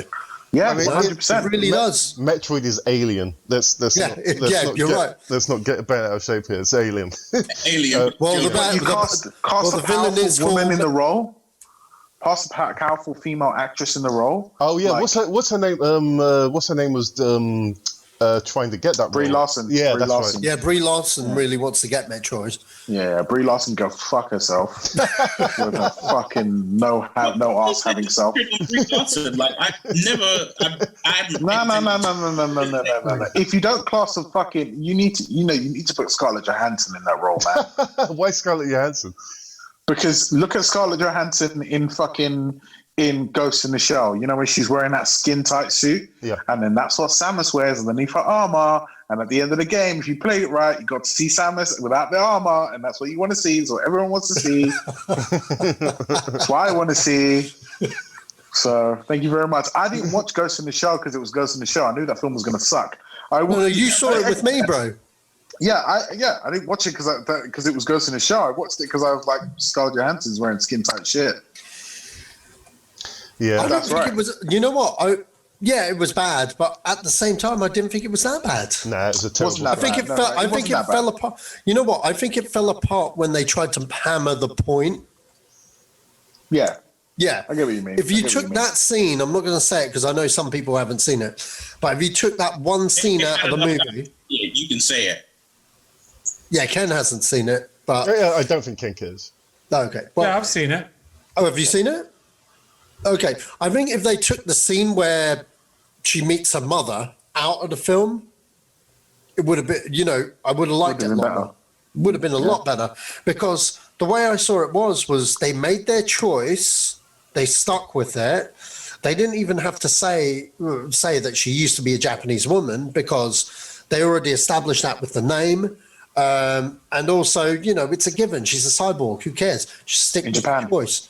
Just stick with the choice. Don't hammer the point. It didn't need to be hammered. And plus, that scene just dragged out the fucking movie anyway. It just needed to be cut. But it's never part of the original continuity anyway. So I don't exactly. I don't even know what's in. It's literally there just to explain it, so the audience going, "Oh, well, what's in the Japanese?" And that's another thing I hate about it. Anyway, I don't want to get into that. Yeah. Anyway. Okay, what's next? What's next? Yes. So, okay. Ken, you're good at pronouncing names and stuff. I'm going to butcher this name. Marianella, who's a Metal Gear creator. Marinelli. Luca, Marinelli. We'll go with that. Luca Marinelli is. Do you guys know who this guy is? Because I do. Him. I don't. But apparently he's the old god. Okay. God, yeah. Well, apparently he's Hideo Kojima's top choice for the role of Solid Snake if he was to direct a Metal Gear Solid movie. I'm not familiar with this guy's work. Oh, he's in... Okay, the Old Guard. Which one was he in the Old Guard? I've seen that. The French, the French or Italian gay lover. His character is Nicky. Do you remember there were two gay lovers? Yeah. Yeah, he's one of them. Okay, I don't... all right, fair enough. I can't judge him on that movie because clearly Hideo Kojima, because he's a huge movie buff, has probably seen him in other stuff that he's done. Where he's probably not. He's done a lot of other stuff, but just not stuff we would have been exposed to. So he did Martin Eden. I never saw that. That was up for loads of awards. Okay, so anyway, Hideo Kojima probably has seen him in another role somewhere and was like, this guy could pull it off. Probably, but I've only ever seen the old guard, him in the old guard. For me, I don't see him as Solid Snake, but that's just me personally. I always saw because Solid Snake is basically your Wolverine stroke man with no name stroke Clint Eastwood type kind of figure. So for me, it was like a Hugh Jackman, a Scott Eastwood, even a who's the guy that was in who was Dredd? Carl Urban. Carl Urban. Yeah. Willie Butcher. Yeah. Type. So I don't know, man. Maybe. What do you think, Joe? I wouldn't go for him, but it's not my friend. Does he have an accent in real life? Does anybody know? Yeah, he has an Italian accent. Well, then no. Fair enough. I mean, that's it. I wouldn't go for him. I would have gone for. I wouldn't go for Carl Urban, but I would go for someone a newcomer that looks like those guys. What about Andrew Lincoln?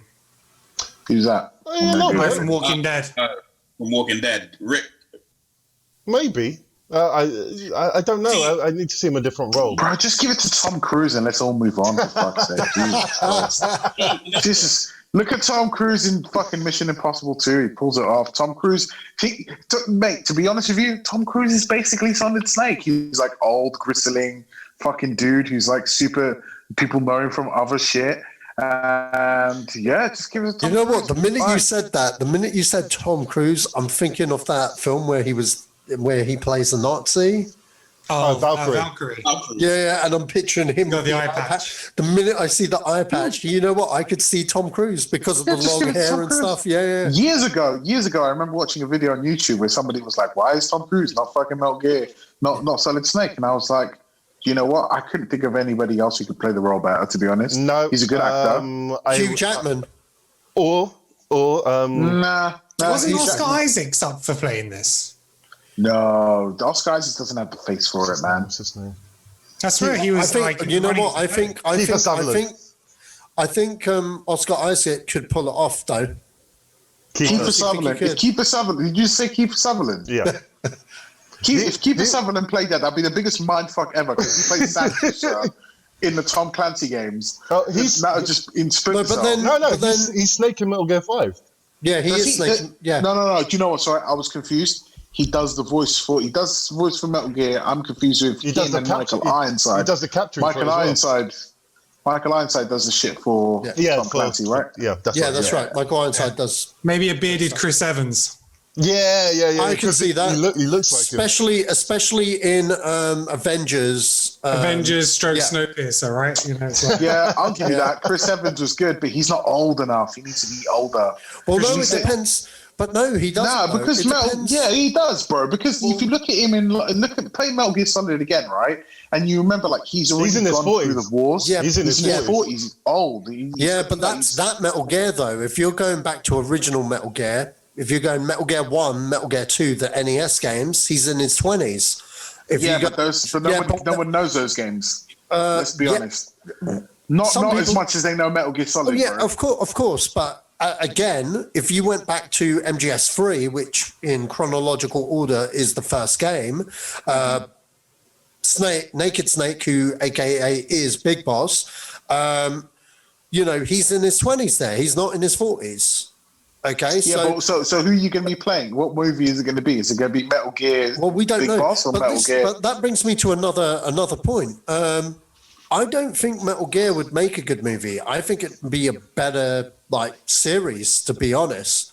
And each season should be series. It would be an expensive series, but each season Netflix should has be got all the monies. Don't worry. Yeah, each season should be a decade, or at least based on a game. You know what I mean? Showing that time of events and stuff. You can deal with the clones. You could deal with, because you got to understand, whoever you're casting, they've not only got to play them older, they've also got to play different versions of themselves, because he's a clone. So, you know, like if you take the original PlayStation game, whoever that actor is, he's not only got to play the hero, he's got to play the villain, he's got to play Liquid Snake. Who said Chris Evans?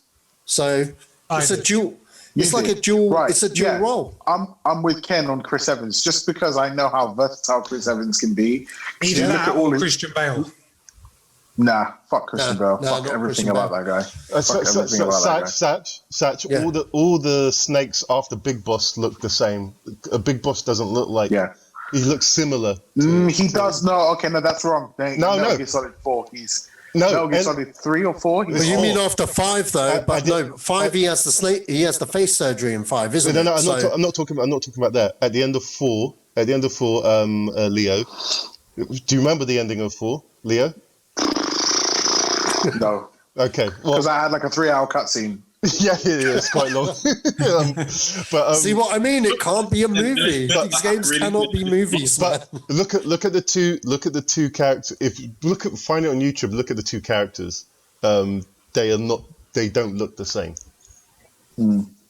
Well, Clint Eastwood is Big Boss, man. yeah. Clint Eastwood is Age of. Okay, there we go. There's the casting. Clint Eastwood is Big Boss. Scott Eastwood is Young Snake. Have you seen Clint Eastwood lately? I don't think so. No. Yeah, but I would say, okay, well, hold on. So if you cast Chris Evans, right, that would be, I think, if you look at everything that Chris Evans done, like look at Chris Evans when he's so versatile as an actor. Look at all the shit he does, all the, like the comedy stuff that he did with like Scott Pilgrim and Not Another Teen Movie, and then the serious stuff that he did with like Defending Jacob, and then how much of a badass he was as Captain America, especially in Infinity War, the first one. Yeah, and then Knives Out. Like the first part. Yeah, in Knives Out, he's really good manipulative in that as well. Like, I reckon he's so, like, what's the other film he did? The one where he's an Israeli Mossad, he's in the Mossad, Red Sea Hotel, something like that. It's a Netflix film. He's great in that as well. And I just think, like, man, actually, Ken hit it right on the dot. They should fucking cast him. And we all know he can play old version of himself because we've seen that. So yeah. So like, yeah, he could fucking pull it off, I reckon. He could. But if you look at the first Metal Gear, Sass, to your point, and you're like making it a series, if you look at the first Metal Gear is definitely based, like Hideo Kojima said it, like he's taken all of his plot hits from films. From The Rock. That film is literally broken down first, second, and third act. Yeah. And then towards the end, you got like that Terminator 2 kind of homage as well. You know, when you got to get the key card to like. Bro, it's not even that. The thing is, it's such like a movie because you even got the end fight scene on top of Metal Gear, like shirts off. You're both just going for it, and then like you think the villain's dead, but he's not because he's chasing you down the tunnels. There's a big chase scene. It's like a fucking movie. So like. Yeah, don't do the other shit as TV series. Just make the freaking movie. Just do this. The script is written for you. Just cut it down a little bit. Hour and a half, 2-hour movie. Put fucking Chris Evans in a place. Boom. There you go. Bob's your uncle. Make be trillionaires. Thank you very much. Well, Neil looks like he's pondering in thought very deeply. He's working out his script. Yeah. For me, well, to be honest with you, I own the comic book of Metal Gear Solid and Sons of Liberty. So I hear everything you guys are saying, but I feel like in regards to video game movies, I feel like the best bet is an animated movie, a CGI in some form, because or like Appleseed kind of thing. Did it. Yeah. Like Appleseed in because really and truly, I'm gonna get back to you about that on that in a second, Joe, but I want to hear what Neil's got to say. Because the thing is, no matter what happens, no matter what you do, you're never gonna make all the fans happy. It never happens in any form of media. You make all the fans happy. If you do it in animated, the character at least gets to look the way the character looks. You're not sold on it because it's Kiefer Sutherland or it's Chris Evans or who was it? David Hayer was the voice of Good While, right? And I'm just like, no matter who you pick, no matter who you select, it's always going to ruffle somebody's feathers some way. And also, there's going to be things that will never be able to fully translate into a live action film, no matter how many cues Matey Boy took from films to make the game.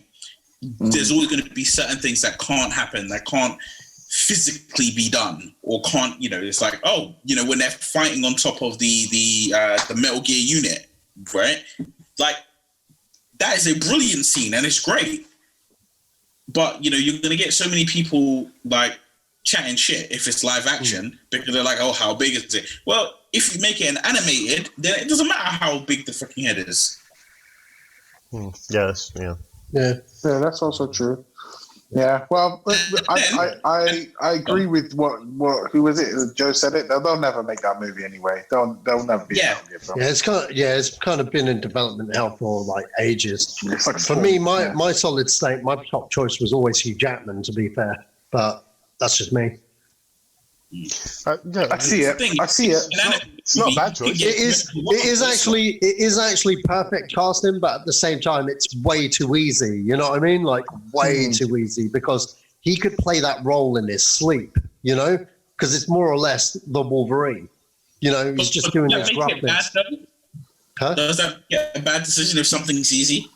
No, it's not. But then at the same time, the attractiveness for the actor is the fact that he gets to play 3 different characters. The Liquid character would definitely be more appealing towards someone like Jackman, because he'd be playing both villain and hero at the same time, so never understood why. Because tell me why Liquid is British. Because he was brought up in England. Oh, was it? Okay. Yeah. Oh, was he? But that's not what MGS5 says. I thought it was just because the trope was to make the bad guy British. Yeah, maybe. You know what? That's probably what happened after MGS5, because in MGS5, he has the kid has a British accent in MGS5. And I don't know, man. No, he does. I still play that game, and he has a British accent. No, you are right, but I'm just thinking for myself, because he's how old there? 8? Yeah, about that. Yeah. Yeah, he's about 8, and he's in Africa. Yeah. Zanzibar. All right, cool. Let's move on to the next one, because we've been fucking dragging on this. All right, so producer Frank Marshall has said, after this next Jurassic World, expect more sequels to come up with the 6th installment. Who's up for more Jurassic Worlds? I'm in. I like dinosaurs. Cool. And that was forcing anyone to watch these films, and they, as far as I'm concerned, they're more consistent than Star Wars. Yeah. In terms of what I expect from them, I get something all the time. In this one that's coming up, this is my one. This is the one I've been wanting since The Lost World. I want to see dinosaurs all over the place. I want people to be nervous to go from place to place. I want to see people being taken out on the road. I want to see people being taken out everywhere. No one can go anywhere. Maybe, Joe, maybe this film that's coming out is the prequel that's going to set up the movie where Whoopi Goldberg is a police officer with a T-Rex. I see what you did there. Imagine. Oh, very good. What did you say, Neil? I actually remember that film. Yeah, it's a great movie. Oh, God. I don't know about that, dude, but yeah. No, what I think is it, as you were saying, you like films with dinosaurs. I'm like, this film, make this one, the last one, and then take the technology and the mastery that they have in regards to making films that have dinosaurs in it. Bro, make a Turok Dinosaur Hunter, make a friggin', is it Dino Chasers, right? Dino Crisis. Dino Crisis, thank you, right? Just make some other films, other storylines that have dinosaurs in it. Okay, we know kind that. Like the Rogue One of Jurassic Park, maybe? Jurassic Park stories? That's already on Netflix, literally. Oh, yeah, it is. Oh, yeah. Didn't they? Yeah, I think I saw that. I've not watched it, but I saw it come up. Yeah, so it's a kid's show. I mean, that would be interesting. It would be interesting if what yeah, I mean, I just love the fact that I loved seeing that what's his name? Chris. Someone tell me who's in the. Chris Pratt. Who's in the. Chris Pratt. Sorry, Chris Pratt. Right, Chris Pratt. When he's with the Raptors, I loved seeing that. I thought that was pretty fucking cool. Yeah. When he's like, I'm the alpha, and all. You remember that kid who's like, oh yeah, if they're the beta, who's the alpha? And he's like, you're looking at him, kid. And I was like, yeah, this guy's got big old balls, big boss balls. Yeah, I mean, I really like Jurassic World. I still watch that now, and I'm like, yeah, that one's all right. People rip on that movie, and I'm like, why? You're like, oh, it's just a remake of the first one. Who gives a shit? It's a good film. This is what I mean. This is why I say it's more consistent than Star Wars, because Star Wars: The Force Awakens did the exact same thing as Jurassic World did. It kind of rejigged the original, but the park's open. It's a parallel universe of a sequel. The park's open, but people still get eaten when the park's open. But the thing that gets me was like, so you're telling me that the kids found the old Jurassic Park from 20 years ago and the truck still works? Petrol. Wow. Yeah, it wasn't just petrol, batteries. Nobody know how a fucking battery works. That Jeep was the Nokia 3210 of Jeeps. Yeah. I liked so obviously this new one that's coming out is going to be the Lost World version, because obviously they added the last one in, which was Dominion or whatever. No, this was Dominion. What's the one before it? Fallen Kingdom. Fallen Kingdom, right? But this one now is going to be the Lost World, because you got the T-Rex that was unleashed in the Lost World. No, everything's unleashed. It's this literally. I know. Dinosaurs are going to be everywhere. Was the unleashed one, isn't it? When they unleashed the T-Rex into San Diego. And then they fucking ruined it with Jurassic Park 3, which was... That's hilarious. I love that film. it's so bad. It's funny. So bad. I didn't enjoy Fallen Kingdom. I liked Lost World. Not Lost World. Jurassic World. I thought that was fine. Mm-hmm. Fallen Kingdom didn't enjoy. I thought that was shit, to be honest. But this third one, I mean, it's got all the original cast back. Let's see what they do with it. But yeah, like Joe said, that's the movie I want to see. Just them loose in the city, rampaging around, bring back a little bit more of that horror element, and just that more suspense and stuff like that. So that's what I want to see. I want to see Colin Trevorrow get a win because that guy's been slapped around so much in terms of Star Wars, the last film he did. This has to be a win for him, and I think he's on the same wave that I am. I want to see dinosaurs killing everything, and people just carnage. But you won't because PG, man. No. You will. What did you guys think of the short, the little short that they did? I liked that. It's a nice taster. I wish they did more of those, like the one shot films that Marvel used to do. Just have a little shot of something that will be between films or like leading up to a film, like certain events that happen. I haven't seen all those one-shot films. Are they all on Disney Plus? Does anybody know? Because I'd like to watch them. They're all the Blu-rays. I think they're Blu-ray exclusives. I'm not sure if you'll get them online. No, you can. I'll tell you what. I'll find a collection of them. I'll link them to you, man. Sure. They're pretty easy to find. I haven't seen the short that Neil was talking about. I'll have to find it. And then I'll watch it. Please say you've seen All Hail the King, the one. The one. No, I'm talking about the short that Neil just referenced, which is the short they did for Jurassic World. Oh, okay. Battle of Big Rock. That's the one. Yeah. I couldn't care less. I thought the last movie sucked. I thought Jurassic World was okay. It was entertaining, but I didn't really care for it. To be honest, it all comes down to this with me. It's how I feel with the Star Wars films. Nothing beats Where's the Goat? You know what I mean? Where's the Goat? That first movie was so good. Yeah, I don't want to see the first movie again. Yeah, I understand that, Joe. But for me, my point of view is I've just thought Jurassic Park in general was a one and done thing. Number two was a film I like. It was a film, Sash. Yes, it was a film. I like three quarters of the film. I just felt it didn't need to go to San Diego. They should have kept the original ending of that, where it was the pterodactyl chase with the helicopters. That was supposed to be the original ending, and then they wanted to beat Godzilla to the punch with having a dinosaur in the city. So they they rejigged the ending of that film just to. I don't mind the end of that film. There's nothing wrong with it. But it's just not as good as the first one. That's it. An opportunity for Universal, something that Neil mentioned, is the fact. Look at what Disney did with their remakes of their live action, the animated stuff with live action, taking that technology and redoing it like The Land Before Time, but with real life looking dinosaurs in the same way that they did The Lion King and Jungle Book. That could be a big franchise for Universal. Yeah, that is true. Actually, but my whole thing is They kind of did that before, though. They did it with a film called Dinosaurs.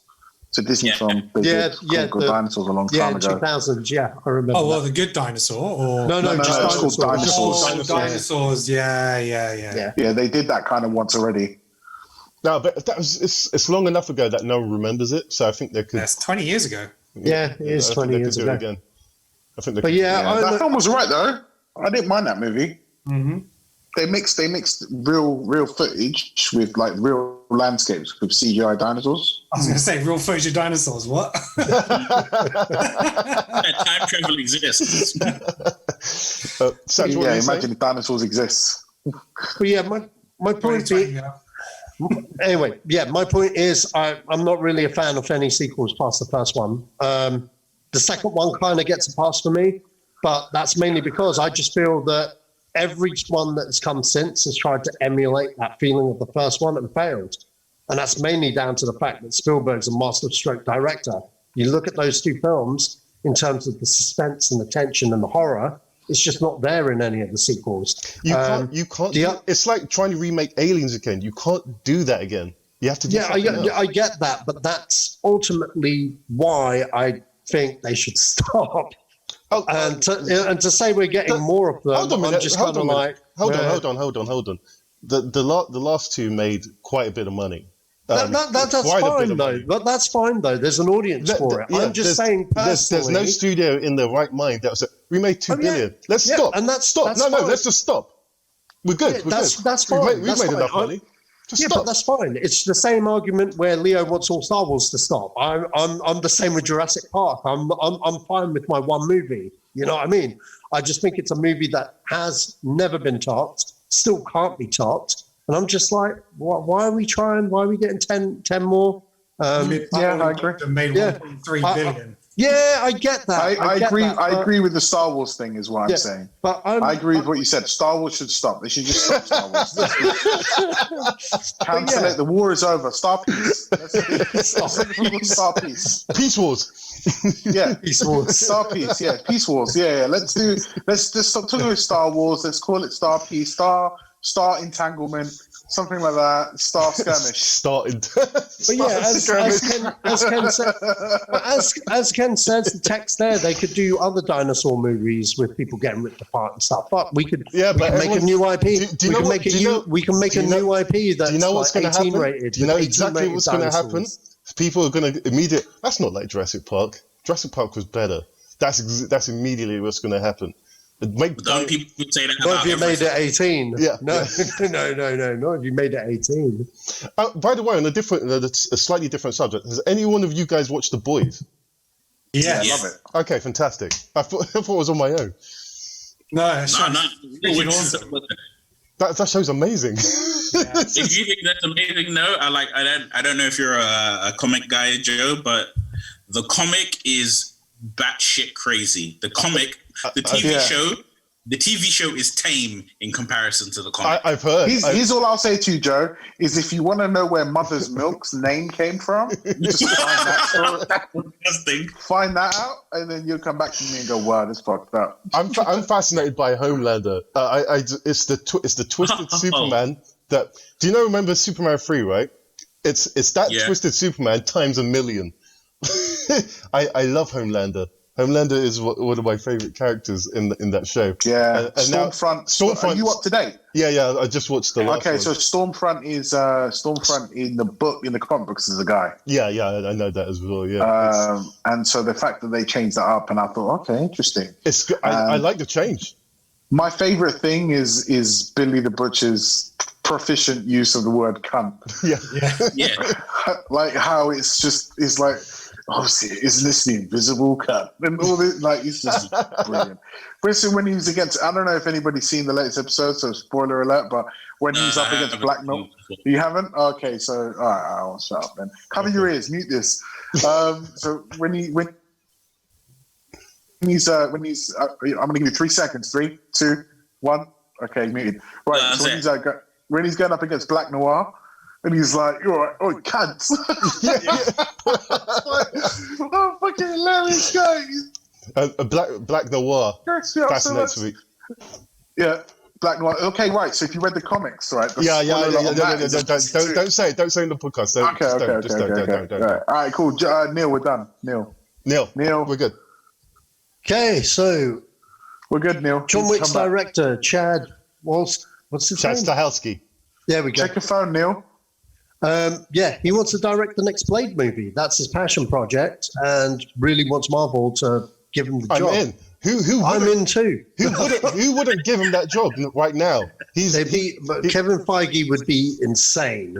Okay, because we need a win for Blade. If it's going to be a 12A, which probably going to be, it best have some decent fight scenes. And if you're saying the John Wick guy is going to do it, I'm in. Totally. Just that's a no-brainer. Take my money. Yeah. Done. That's a Leo. Leo's gone to bed. Okay. Neil. No, as far as what do you know what? I'm in an argument about Blade in the MCU. Oh, really? Because, on one hand, it's, match made in heaven. It's a Marvel character. Bring him into the world. But Blade, specifically Blade 1, was such, just for what it is such a monumental film. Just for what it is. Forget superheroes. Forget, like PG ratings or whatever. Just as a film, as it stands by itself,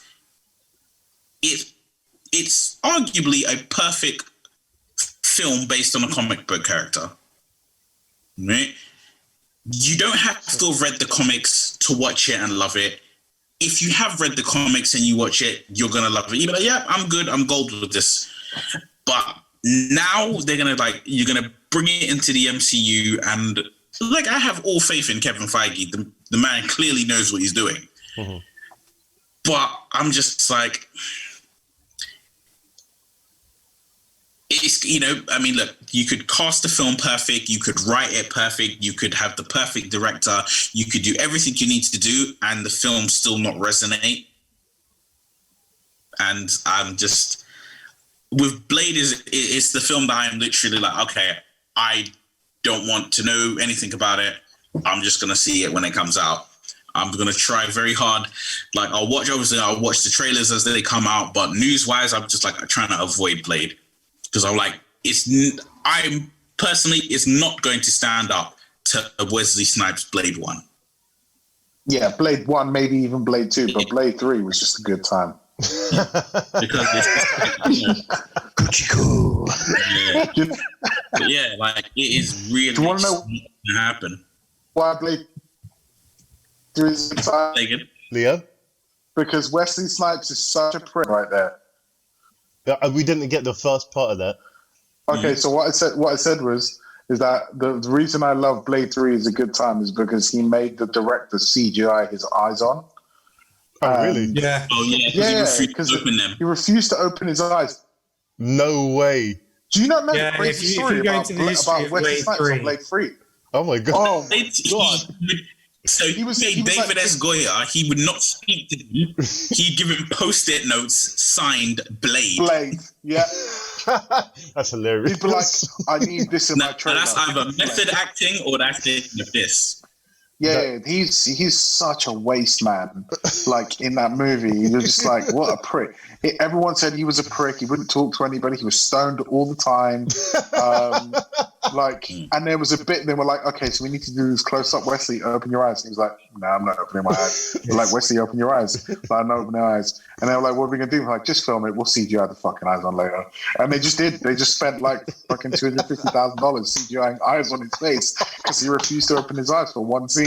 And just think like, how much of a prick? And that's like, you know what that is though? That's like I own this franchise. You need to make this movie because you can't replace me with sticky fingers like you did for the TV series. So So they're like, he's like, Wesley Snipes is being a prick, and that's why nobody likes Wesley Snipes. That's what, like, if you look what's he done lately? Really and truly. He's in Coming to America. Well, I've watched the trailer for a film. I mean, it harkens back to something we said earlier about people. Yeah, Dolomite. He was good in Dolomite as well. And falling. I mean, Coming to America next. Chirac, he's in. He is in a film. I'm yawning because I haven't heard anything that's a blockbuster that I've gone, oh yes, no, movie. There is no blockbusters that he's in. Like I said, there's Dolomite, there's Chirac. He's in a film that's coming out with Terrence Howard. I think it's called Crime City. What's his name? War Machine, yeah? War Machine. 1.0. Version 1. Yeah. Minus the budget. Yeah. Do you know how ironic it is? That's just next time, baby. You never see him again. I love, you know, my favorite part is how they address it in the second one. He's just like, oh, you look different. Yeah, let's not talk about it. All right, cool. I've not seen the second one yet. You not seen Iron Man 2? Where the fuck have you been? Yeah, watch it. But yeah, so basically my point is that Wesley Snipes is a waste man. Make a Blade movie. If they can interject it somehow with Michael Morbius film, that would be amazing, because I'd love to see that shit. But apart from that, if they want, like, if you're going to give the Blade movie to the director of John Wick, I'm down for that, because John Wick is, I mean, just think about the storyline. I was watching John Wick the other day, and I was just like, God, the storyline for this movie is so basic. He killed my dog. I'm going to murder everybody. Yeah, it's a worldwide sensation movie, like, that spawned 2 sequels that have made even more money than the first. And everyone still wants more because of a fucking dog. So, sure. And the cop. And on that note, Sedge weighing in, John Wick 4 and 5 are both being filmed back to back. Who is in for more John Wick back to back? Everybody's in. Yeah. I don't know a single person that doesn't like the John Wick films. Mm-hmm. I do. Like, then you need to unknow them, Joe. Leo, Mally. Leo, we've got a friend. We've got a friend who you've never met, Mally. Mally's like, oh, fuck John Wick, man. He's just angry about a dog. I'm like, Mally, man, you clearly haven't seen those movies. He's like, Mally doesn't friendship. He doesn't deserve happiness. Let him go. Yeah. Who the hell is Mally? I don't understand how you can not walk into the sunset with the Incredible Hulk theme music playing in the background. Yeah, how can you not? Yeah,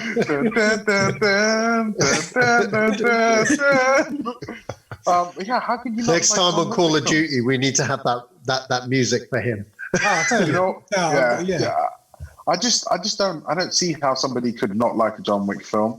And if they could do 4 and 5 back to back, like, yeah, cool, do it. Film 10 of them back to back. I'll watch it. I don't care. Mm-hmm. Make a TV series, which they apparently were or are. Yeah, they are. But, they are. Still coming. The Continental, yeah. I mean, like, I'm not okay. So I don't know who's with me on this, but the third one, they kind of lost me when they went a bit Arabian with it, and I was like, huh? The Continental is some, like, you know, like they're talking about above the high table, and like the guy above the high table is like 37. Of course, it's owned by Arabs. yeah, but he's like 37. I was like, huh? Well, I thought you were supposed to. Why aren't you the old guy from like fucking Aladdin or some shit? Why are you the same age as John Wick? In fact, John Wick is probably older than you. Like. I was expecting somebody with a bit more gravitas. I was expecting somebody. Yeah, I was expecting a more mature gentleman. Even the guy who ran the Turkish Continental, he was older than the dude who's at the high table. So who the fuck is this guy? Well, that's what I think is going to happen in these films. They're just going to clean house. He's going to just go around the world killing everyone. Yeah. I remember my favorite part in the second one when he's just like, he just says, "Oh, just send them. I'll kill them all." And then and everyone stops and looks at him. You remember they're in the courtyard or whatever in New York, and everyone just stops and stares. And it's like, and he's like, "Oh, you got 1 hour, John Wick." And he's like, "Go, fuck off and get your head start." And he's like, "Tell them I'll kill them all." And I was like, "Yeah, you fucking kill them, mate. Go on, get in there, son. You fucking murder their mums and everything, mate. You fucking do it. Shoot everybody and their ancestors, mate. You fucking find their dogs and kill their dogs, or do worse, adopt them, adopt their dogs and make them your master, and then sick your dogs on them." Jesus, that's what you want to see. But like even his little relationship with not Winston but the concierge of the hotel, when he's just like, "I'll look after your dog for you," and I'm like, "Oh, that's so fucking cool." And the fact they got Mark Dacascos, who is the nicest guy, by the way, he retweeted me recently, which I was very happy about. But Mark Dacascos, he's in the third one. Yeah, like I don't want him to be dead. I know he's dead, but I don't want him to be dead. Bring him back. Yeah, that sounds awesome. And film 4 and 5. Who gives a shit? Film 10. I don't care. He said he'll do them until people don't want it anymore. Yeah. And people will always want them because everyone everyone loves a film about a guy who's getting revenge for his dog. All you need is one bad film. And but there won't be a bad film. You tell me how they can fuck that series up. They can't. They'll do 4 and 5 and they'll kill him off at the end of 5. That character is definitely going to die. Yeah, you can't kill him off. You can't kill Baba Yaga.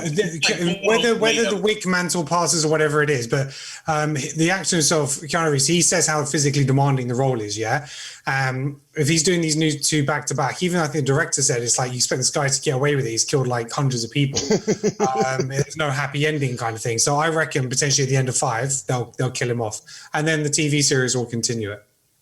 So I rewatched the first one recently, and I forgot how amazing the first one is. Mm-hmm. It's like there's nothing better in a film when the bad guys explain how much of a badass the good guy is.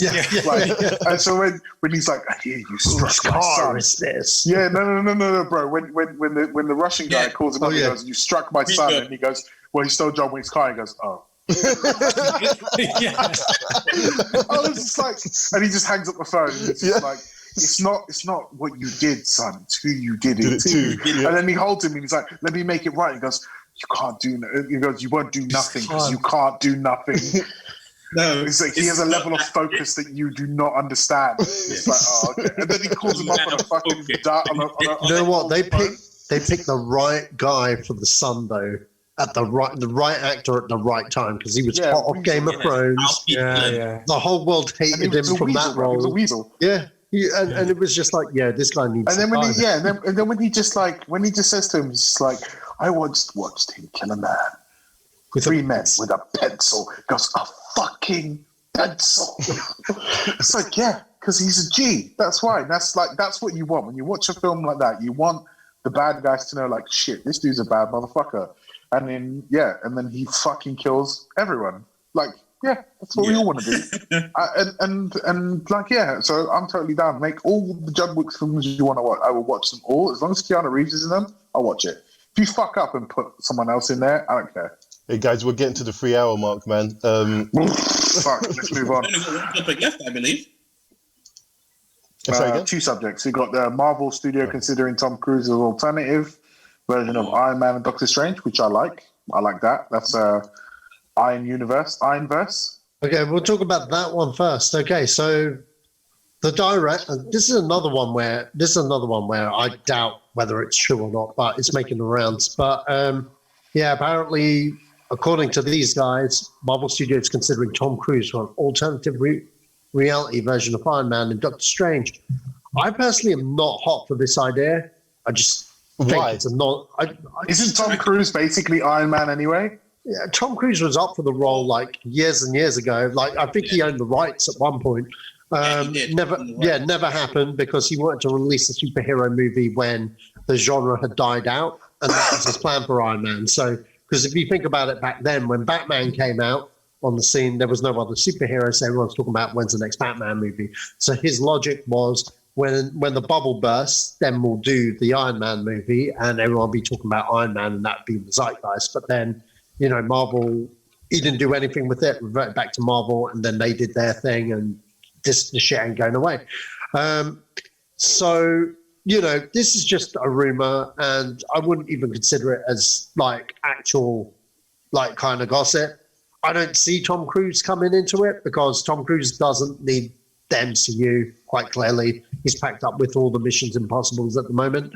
And personally, for me, I don't even think it's a right move, to be honest. I mean, me and a friend of mine would go. If you were in that chat, you know, me and Chris had a to and fro about it. He's like, yeah, that's amazing. I'm like, why? It makes no sense. Like, sure, it's a fanboy kind of thing for people that kind of know that Tom Cruise was up for it, but it's not for the general audience, and he was never Iron Man. And, you know... But is this for the Multiverse of Madness? Yeah, this is for the Multiverse of Madness, and before everyone says, but... The title explains it. Yeah, the title explains it, but for me personally, I'd much rather have RDJ back as a different version of himself. Sure, maybe there's the whole... it's too soon for that, man. You can't kill a major character off like that after 10 years. Totally, and I agree. And Black Widow. Yeah, you can. Okay, but yes, I totally agree with that. Okay, everything you said there, Ken, which is more reason to not bring Iron Man back. You know what I mean? Even as an alternative reality version, because at this point, people and fans of that series, they only want to see one Iron Man. They don't want to see an alternative Iron Man played by somebody else. I mean, if it's a cameo, it doesn't matter. You know what? If it was a cameo, they may as well bring back RDJ.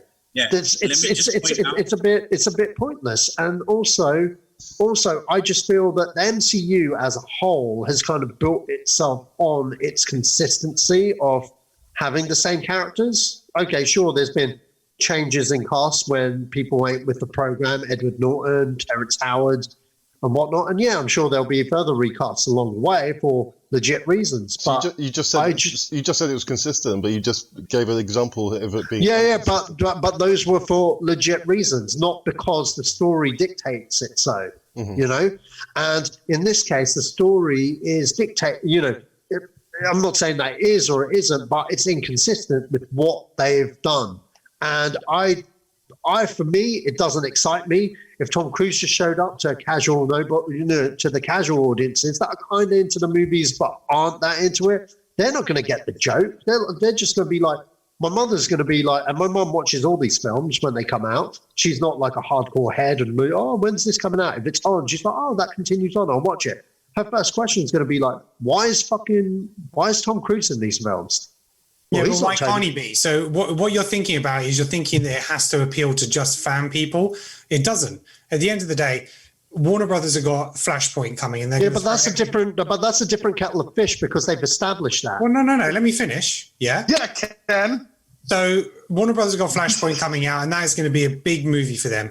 Michael Keaton coming back, Ben Affleck coming back. They're reprising characters and establishing their multiverse, yeah? So basically they're saying to the world, because they've only said it in interviews, this and the other, everything you see is legit, everything you've got going on. From Marvel, they're not starting at scratch, but they're starting from a much lower base from where they were. They're having to rebuild their worlds. And they've already said Doctor Strange is going to be a huge movie. It's going to be different realities. It's going to be multiverse. It's going to have Scarlet Witch. It's most likely going to have Spider-Man because of Tom Holland appearing in some Marvel movies. So he's probably going to be in it. It's got Sam Raimi directing it. They're going to be trying to throw a lot of this movie to compete with Flashpoint in terms of getting the understanding and the size of that multiverse.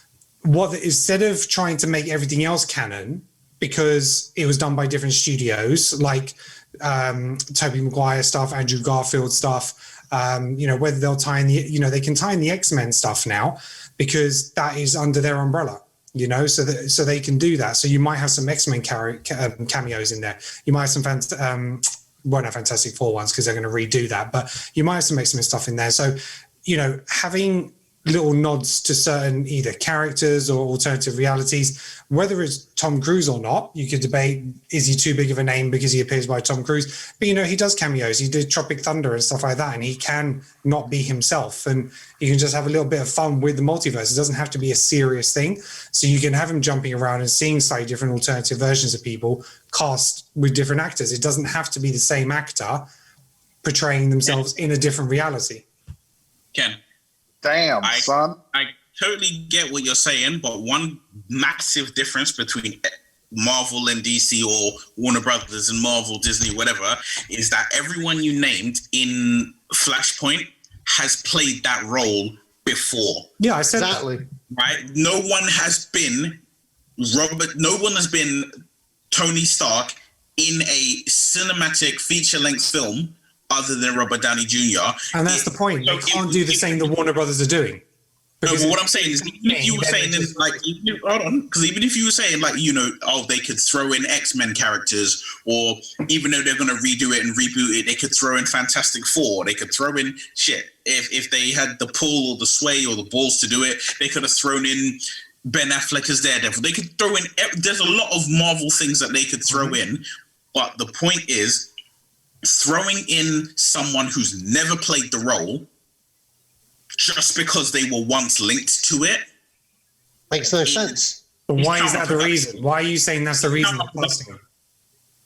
Because there is no other reason. There is literally no other reason other than A, he's Tom Cruise, and B, because Tom Cruise at one point in time was heavily rumored and heavily considered to be the guy who's going to be Tony Stark. It would be like, if we were sitting there and going to play an alternative version of Doctor Strange, not Iron Man. So it's not casting someone who almost cast that character. So it's not, we're not saying, he was going to play Iron Man. Yeah, a lot of people don't know that. He's going to play an alternative version of Doctor Strange, and you might have 2 or 3 different versions of Doctor Strange in that movie. So what I'm saying is, the report's Iron Man. The report is Iron Man. He's playing Iron Man. Oh, okay. Well, I read he was going to play an alternative version of Doctor Strange. No, it's Iron Man. Okay, fine. So, but the point is, yes, DC are doing that because they are saying to them their multiverse is everything you see is what it is. Disney are not going to do that with the MCU.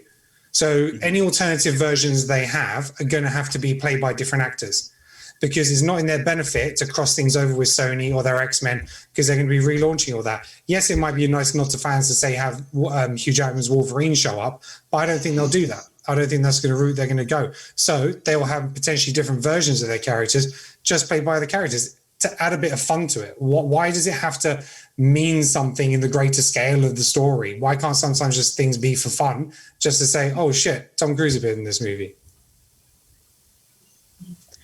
We have polar opposite opinions on this. I think it's bullshit. I mean, okay, so hold on. So the way I look at it is the way they did it in Spider-Verse. Yeah, different versions of Spider-Man that were played by different actors, portrayed by different people from different universes.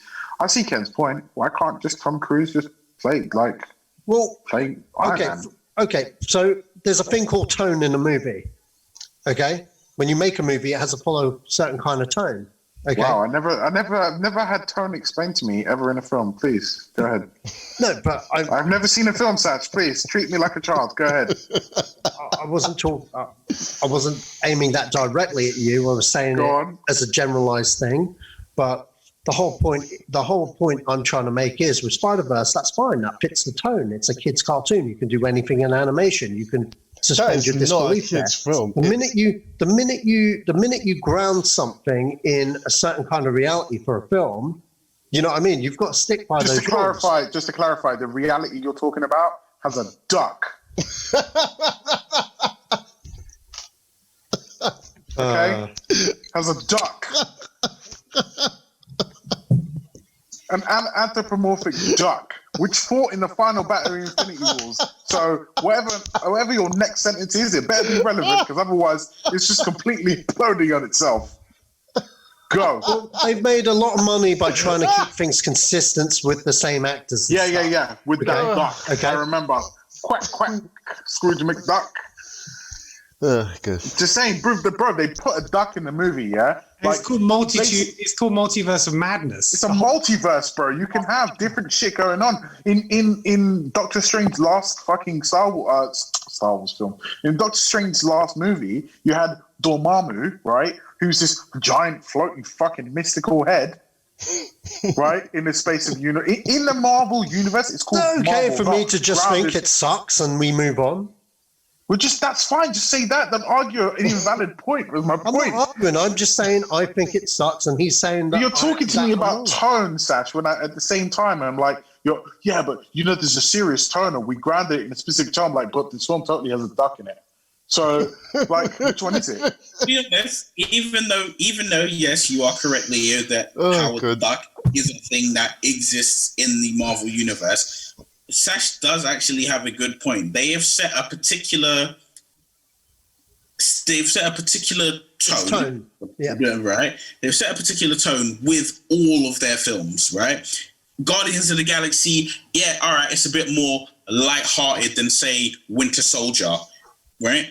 But there is still a line where they can be like, okay, here's the line. Even if it's a bit wacky, we're cool.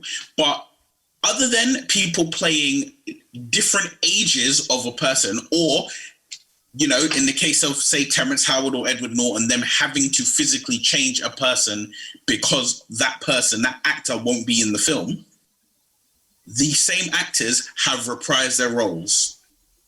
But do you not think? Hold on. Okay, so do you not think in a film that's multi-universe, do you not think that you should have aspects, right? Like, it's okay. I see what you're saying, but at the same time, I don't see what the problem is of having a different actor portray the same character from a different universe. That way, you can just explain it because the film's cool. It's a multi-universe film, so like it would make sense that you would have different versions of the same guy, right? It does, but I think for me personally, I feel like it's easier and it would follow a level of consistency to have the same actor playing a different version of themselves. As in, Multiverse of Madness, you can have Robert Downey Jr. play the Tony Stark we all know and love, evil Tony Stark, a Tony Stark who maybe instead of becoming Iron Man decided to let somebody else be Iron Man. You can have various different roles,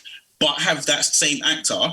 And I feel like it just, to me personally, I feel it sets a better precedent than having, we're going to have arguably one of the biggest stars in the world, who was already one of the biggest stars in the world prior to this film being made, and we're going to shove him in as this character that you spent, by the time the film comes out, 12, 13 years, or 12 years identifying this one individual as this person, and now suddenly it's going to be somebody else. It's not the same guy, though. It's not the same person. This is what I don't understand what the problem is. It's not the same person. It doesn't matter if he behaves differently. He's still going to be named Tony Stark. He's still going to behave. He's still going to have, even if he behaves totally different, he might not be named Tony Stark. He might be a Stark. Mm-hmm. He might not be named Tony. So, okay, if there was a real, alternative reality and I met another Kenan Akbulut, I'd expect him to look like Kenan Akbulut. No, but he might not be, though. Hold on. And the thing is, he might be the second load that his father shot into his. Doesn't look like him. Just saying, maybe that one has different parts of his DNA. Maybe he's shorter. Maybe he's more built. Maybe that specific sperm had different attributes. But his father still wanted to call his firstborn Kenan. It's just the firstborn happened to be not this Kenan, different sperm that made it into his mother's egg. So, and Leo has convinced me that this is a great idea. Moving on to the DC version of this. I'm just saying. It's not a bad idea. It's not a bad idea. It's fun. If it happens with Rick and Morty, you can do it in freaking anything. That's maybe in that alternate universe, maybe that Tony Stark died at childbirth, and maybe he was like, I didn't call him Tony because he died. So then his dad was like, well, I'll make my way home and bring some flowers to my wife, and then he had another kid instead, and then that kid ended up being Tony. Yeah. Maybe he jerked off just before because he's like, I want to last a little bit longer for my missus. So maybe the first one that would have been Robert Downey Jr. is now in a sock somewhere, and this one is this one is now the one that comes out, and that one looks like fucking Tom Cruise. And it stops Disney's reliance on Robert Downey Jr. to save him all the time. So do you think Disney should take my idea? Do you think I could pitch that to the House of Mouse? I'm using this video. I'm gonna at Disney. Well, you know what? I have to say that the film hasn't come out yet, so we have no confirmation of this. But I do remember when they were making Black Widow, there was a lot of rumors that Tony Stark was going to be in it.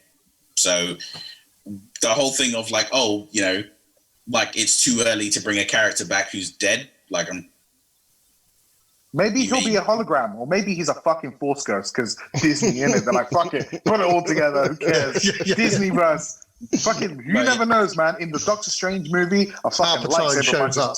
That's how Palpatine shows up. Yeah, that's how Palpatine. That's how he came back. Put it all Doctor together. Strange got him and like put him in fucking Rise of Skywalker.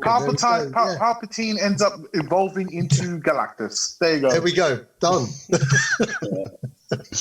All right, they need to put that uncut scene into the Iron Man film, though, innit? With his dad's like, shit, I just need to fucking get this first load out so I can last a little bit longer.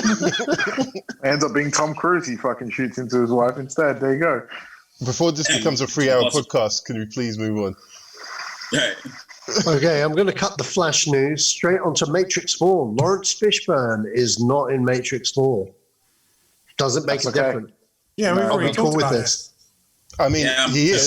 This is for Joe. This is for Joe. That's why this is why it's here again. I think he is. He's just younger.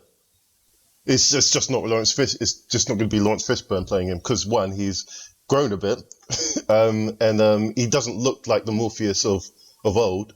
And I think where this is going is it's going to be one of the past Neos, one of the 6 Neos. Oh, be careful, Joe. What if there's a different actor playing him? Oh, Sacha might get really upset.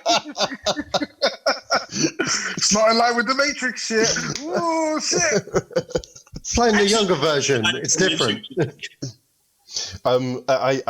I do, to my mind, think this is a prequel. I always thought, although I did a workshop in 2005 to make posters, and I made a Matrix one, and I had all the assets there, and I just, I'm gonna do this, and it was the Second Renaissance, and from what I can see, I assume they're doing parts of that storyline, and parts of what the architect was saying is that there were 6 versions before that particular Neo, and these are all failed Matrix setups that humans were rejecting, and so I think this is going to be one of those. He's going to be one of those Neos. Do you know what you've just described? Like the previous Matrices and all that shit. Mm-hmm. That's what the Merovingian is to me. The Merovingian is the space jockey. Right. Alien. Right. I'm like, I need to know more about that shit that went on before. I don't want to know the fucking. I get what's going to happen. Yeah, whatever, big fight, whatever. Talk to me about the shit that went on prior to this. Mm-hmm. I think you're going to see that. I could be wrong, but circumventing expectations is what I think. I think a lot of people think this is going to be a sequel. I think it's going to be in between cool, whatever that is. But I think it's going to dive into other things that I'm not sure a lot of people will be happy about, to be honest. But I guess we'll see. As for the guy that they cast as a possible, what was Lawrence Fishburne's name in Matrix? Morpheus. Morpheus. I think I don't know where they're going with this. Who have they cast? It's a guy that was in Aquaman. I can't remember his name. Oh yeah. No, I mean the guy who plays he's one of the. What's the main dude called? What's the guy called? The guy who plays the guy with the bug eyes. Black Manta. Well, Black Manta. Yeah, Black Manta. Yeah, that guy. I like that guy. Yeah. So he's been cast in it as who I don't know. I'm guessing it's Morpheus. The internet thinks it's Morpheus, so I'm going to go with that. But in terms of, I mean, Chad Stahelski's back doing the fight choreography. I don't know if they brought Yuan Ping back again, but I'm not sure if it's going to be that type of film this time around. So I have hope for it, but I mean, this is essentially the Wachowski or one of the Wachowskis' redemption. The Wachowski. This is their last, I think, their final chance with a big budget film and make bank. If this doesn't go the way that Warner Brothers wants it to, they're in movie jail that's it. They're done. Thoughts? Yeah. I mean, it's the Matrix, isn't it? I'm not super excited, to be honest. I'll watch it because it's Keanu Reeves, because I really like Keanu Reeves. But apart from that, I actually don't really care. Like, it's not. I think to be honest with you, I was happy with the first one. Like, you didn't really need to make a second or a third. Obviously, it explored a little bit extra shit, and like I said earlier, the Merovingian. I like to know a little bit more about that. But apart from that, I'm kind of like, meh, I get it. Okay, we understand. It's fucking, it's the Matrix. We get it. There's no need extra shit. Like, I think, just move on. I think at this point it can only get better or worse, because your expectations are so meh about it. I think if it catches lightning in a bottle again and it does what it does, and then it'll be a pleasant surprise. That's the way I see it. Do you know how hard it is to do that now, though? How hard it is to do that now? John Wick's done it 3 times. My worry is it's going to feel old when you watch it. You're going to see Keanu Reeves. You're going to see Carrie-Anne Moss, and it's just going to feel old because you see her in she was in Daredevil. Yeah, that's right. Like that. And you can see the difference, and it's like for her to go back into that role now, and you're looking at them, and it's just like, I don't know, it just seems like they're trying too hard. That's what I'm saying. That's what I mean, Ken. If they're going to circumvent our expectations in terms of we think we're going to see a particular thing, and then they show something else, and it's kind of like John Wick's like, whoa, I didn't expect that. I'm hoping that all it can do is be good. I hope it can be good.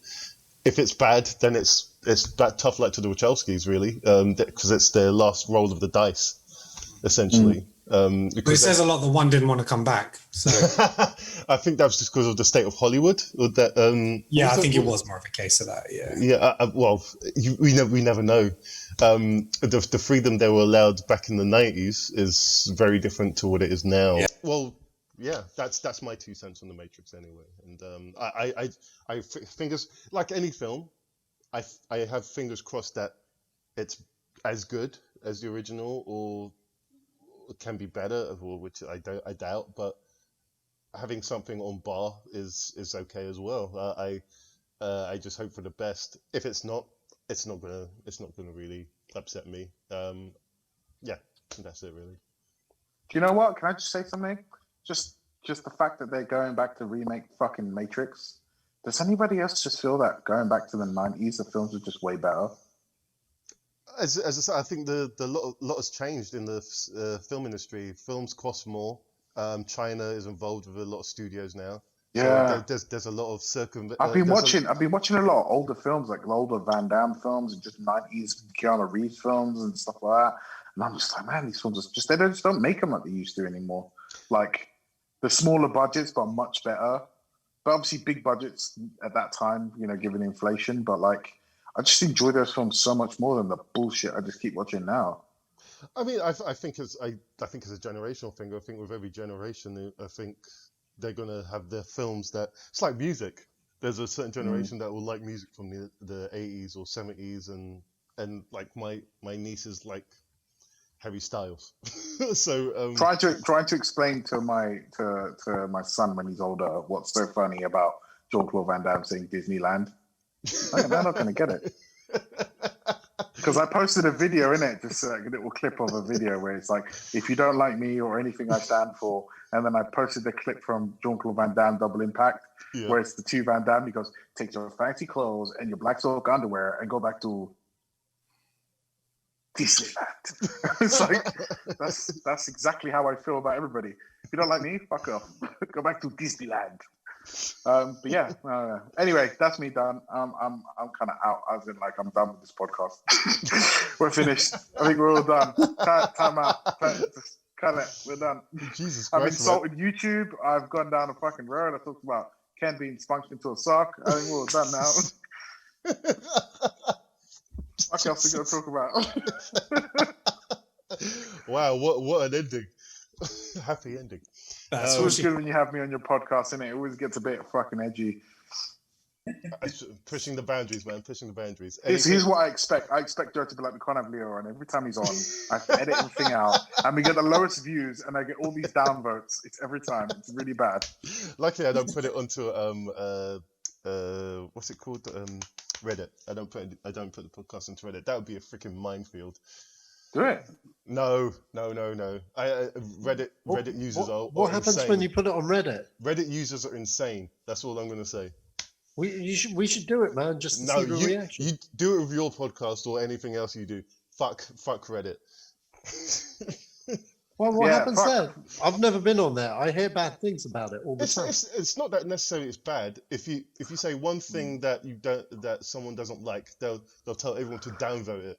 It's an easy way. Do you know what 4chan is, Sacha?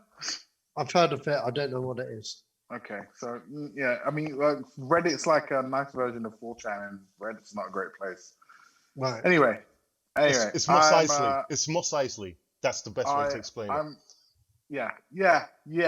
That's it. He's got it. Yeah, Mos Eisley. Mos Eisley. Scourge of the universe, mate. Scourge of the galaxy, whatever the fuck he says there. Okay. Anyone got anything to plug? Anything to? I know what Ken does. Right behind him there. Neil looks bored as fuck.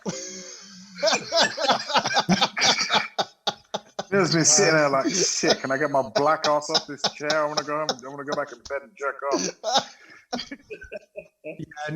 Creative Control coming soon. Hopefully going to be next week. So yeah, to watch the space really. Anybody else? I'm doing a collaboration with a t-shirt company, which I will be posting soon. Seriously?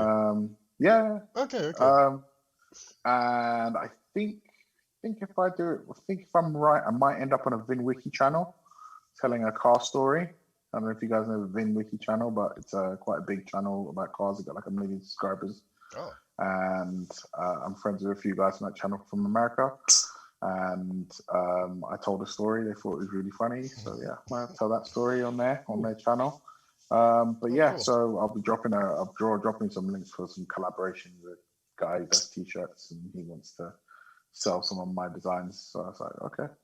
So that's coming soon. Apart from that, yeah, keep looking at my shit on Mr_Ovaltine Jenkins on Instagram, and that's when you'll find my shit. I just draw pictures, funny shit. Okay. Neil, anything from you? I got nothing to plug. The other thing I want to plug is some porn. It's my fucking computer, guys. Hurry up. Where can we find you, Neil? You can try me shoot for moon pics on Instagram. So you're not on Twitter anymore? Nah, I come off Twitter. Oh, okay. No wonder I couldn't find you, because I was trying to find you and alternate the name, and I just couldn't find it. Okay. Sach, anything from you? Find me on SachBand3 on Twitter. And you can find this podcast on YouTube, and you can find the website at zedosgang.co.uk. And that's about it, really. My final thought is Tom Cruise played a alternate version of Austin Powers in the same movie, and it was awesome. Yes, I was gonna say wow. that. So Ken's been sitting here the whole time just to fucking dunk on you right at the end, Sacha. So that was like that 2 wasn't seconds an left in the game. that wasn't an alternative reality. That was him playing the movie version. Yeah, is that the same reality, or is that the movie reality? That's the same. That's the same reality. It's the movie world. version. It's not the real world. It's the movie world. Yeah. No, So Tom Cruise is playing Tom Cruise himself, but playing Austin Powers. No, Yeah, I know. I understand. You know what? If that happened, This I'm dragged down on with that. for 3 hours, Joe. If that happened, I'm down with the idea. 255. Hold on. So, Joe, just before you go, right, this is what I really, really want you to do. Next time you have me on your podcast, next time, just find the soundbite from Demolition Man, which says, John Spartan, you're fined 1 credit for a violation of vocal morality statute. That's what I want you to put every time I swear. Every time I say something wrong, every time I swear, in the edit, just put in John Spartan, you're fined 1 credit for a violation of the vocal morality statute. There's 2 things wrong with that. That's copyrighted. and 2, I don't think so. That's not going to work out well for me. Also, it's not 30 seconds, right? You're allowed to use it if it's within. I'm not taking a risk with YouTube, man. it's a lot of work. It's a lot of work. It's funny. If there's another platform that I don't have to watch what I do, I'll definitely do that. But YouTube's too much of a random select. What are the rules? Sasha's trying to find it on his phone, but he's not going to be able to find it because I tried once already. All you're going to do is find the clip of the movie. Don't put music. Why would you do that, Seth? Oh gosh. Anyway. Yeah, you ain't going to be able to find it because I tried to find it so I could put it as my phone tone. My every time I get text message, but I couldn't find it. It's a shame. But yeah, every time I swear, John Spartan, you're fined 1 credit for a violation of the vocal morality statute. Do you know? I'm going to do a test. I'm going to put a clip up and see if it gets claimed, and then I may do it. But it's a lot of work because you swear a lot. Well, I tell you what, then just put it at the beginning. Okay, all right. Just put it right in the intro, right after the intro, or you'll just put it at the beginning. Just put that there. I think that'd be fucking hilarious. All right, because that's what I would love to do if I had a podcast where I swore a lot. Just imagine if you did have a podcast. If I had a podcast where I swore a lot, guys, I would do that. Anyway. All right, listen, it's like 11:48. You're telling me, man. You're the ones who've been talking for like the past 3 hours. But listen, don't get mad at me because I have to prove a guy wrong about a duck, all right? Do you want to even funnier? Do you want to even go full circle before I go? Right? Mighty Ducks, Disney franchise. Shut the fuck up, Seth. You didn't even prove me wrong. We just have a difference in opinion. Jeez. Yeah. Mighty Ducks, quack, quack. We will quack you. All right. Okay. We're done. All right. Love you loads, guys. Be safe. This has been the Zedos Gang podcast, and we're out. Go on. Do it. Come on. I am the man that killed Jamie Lannister.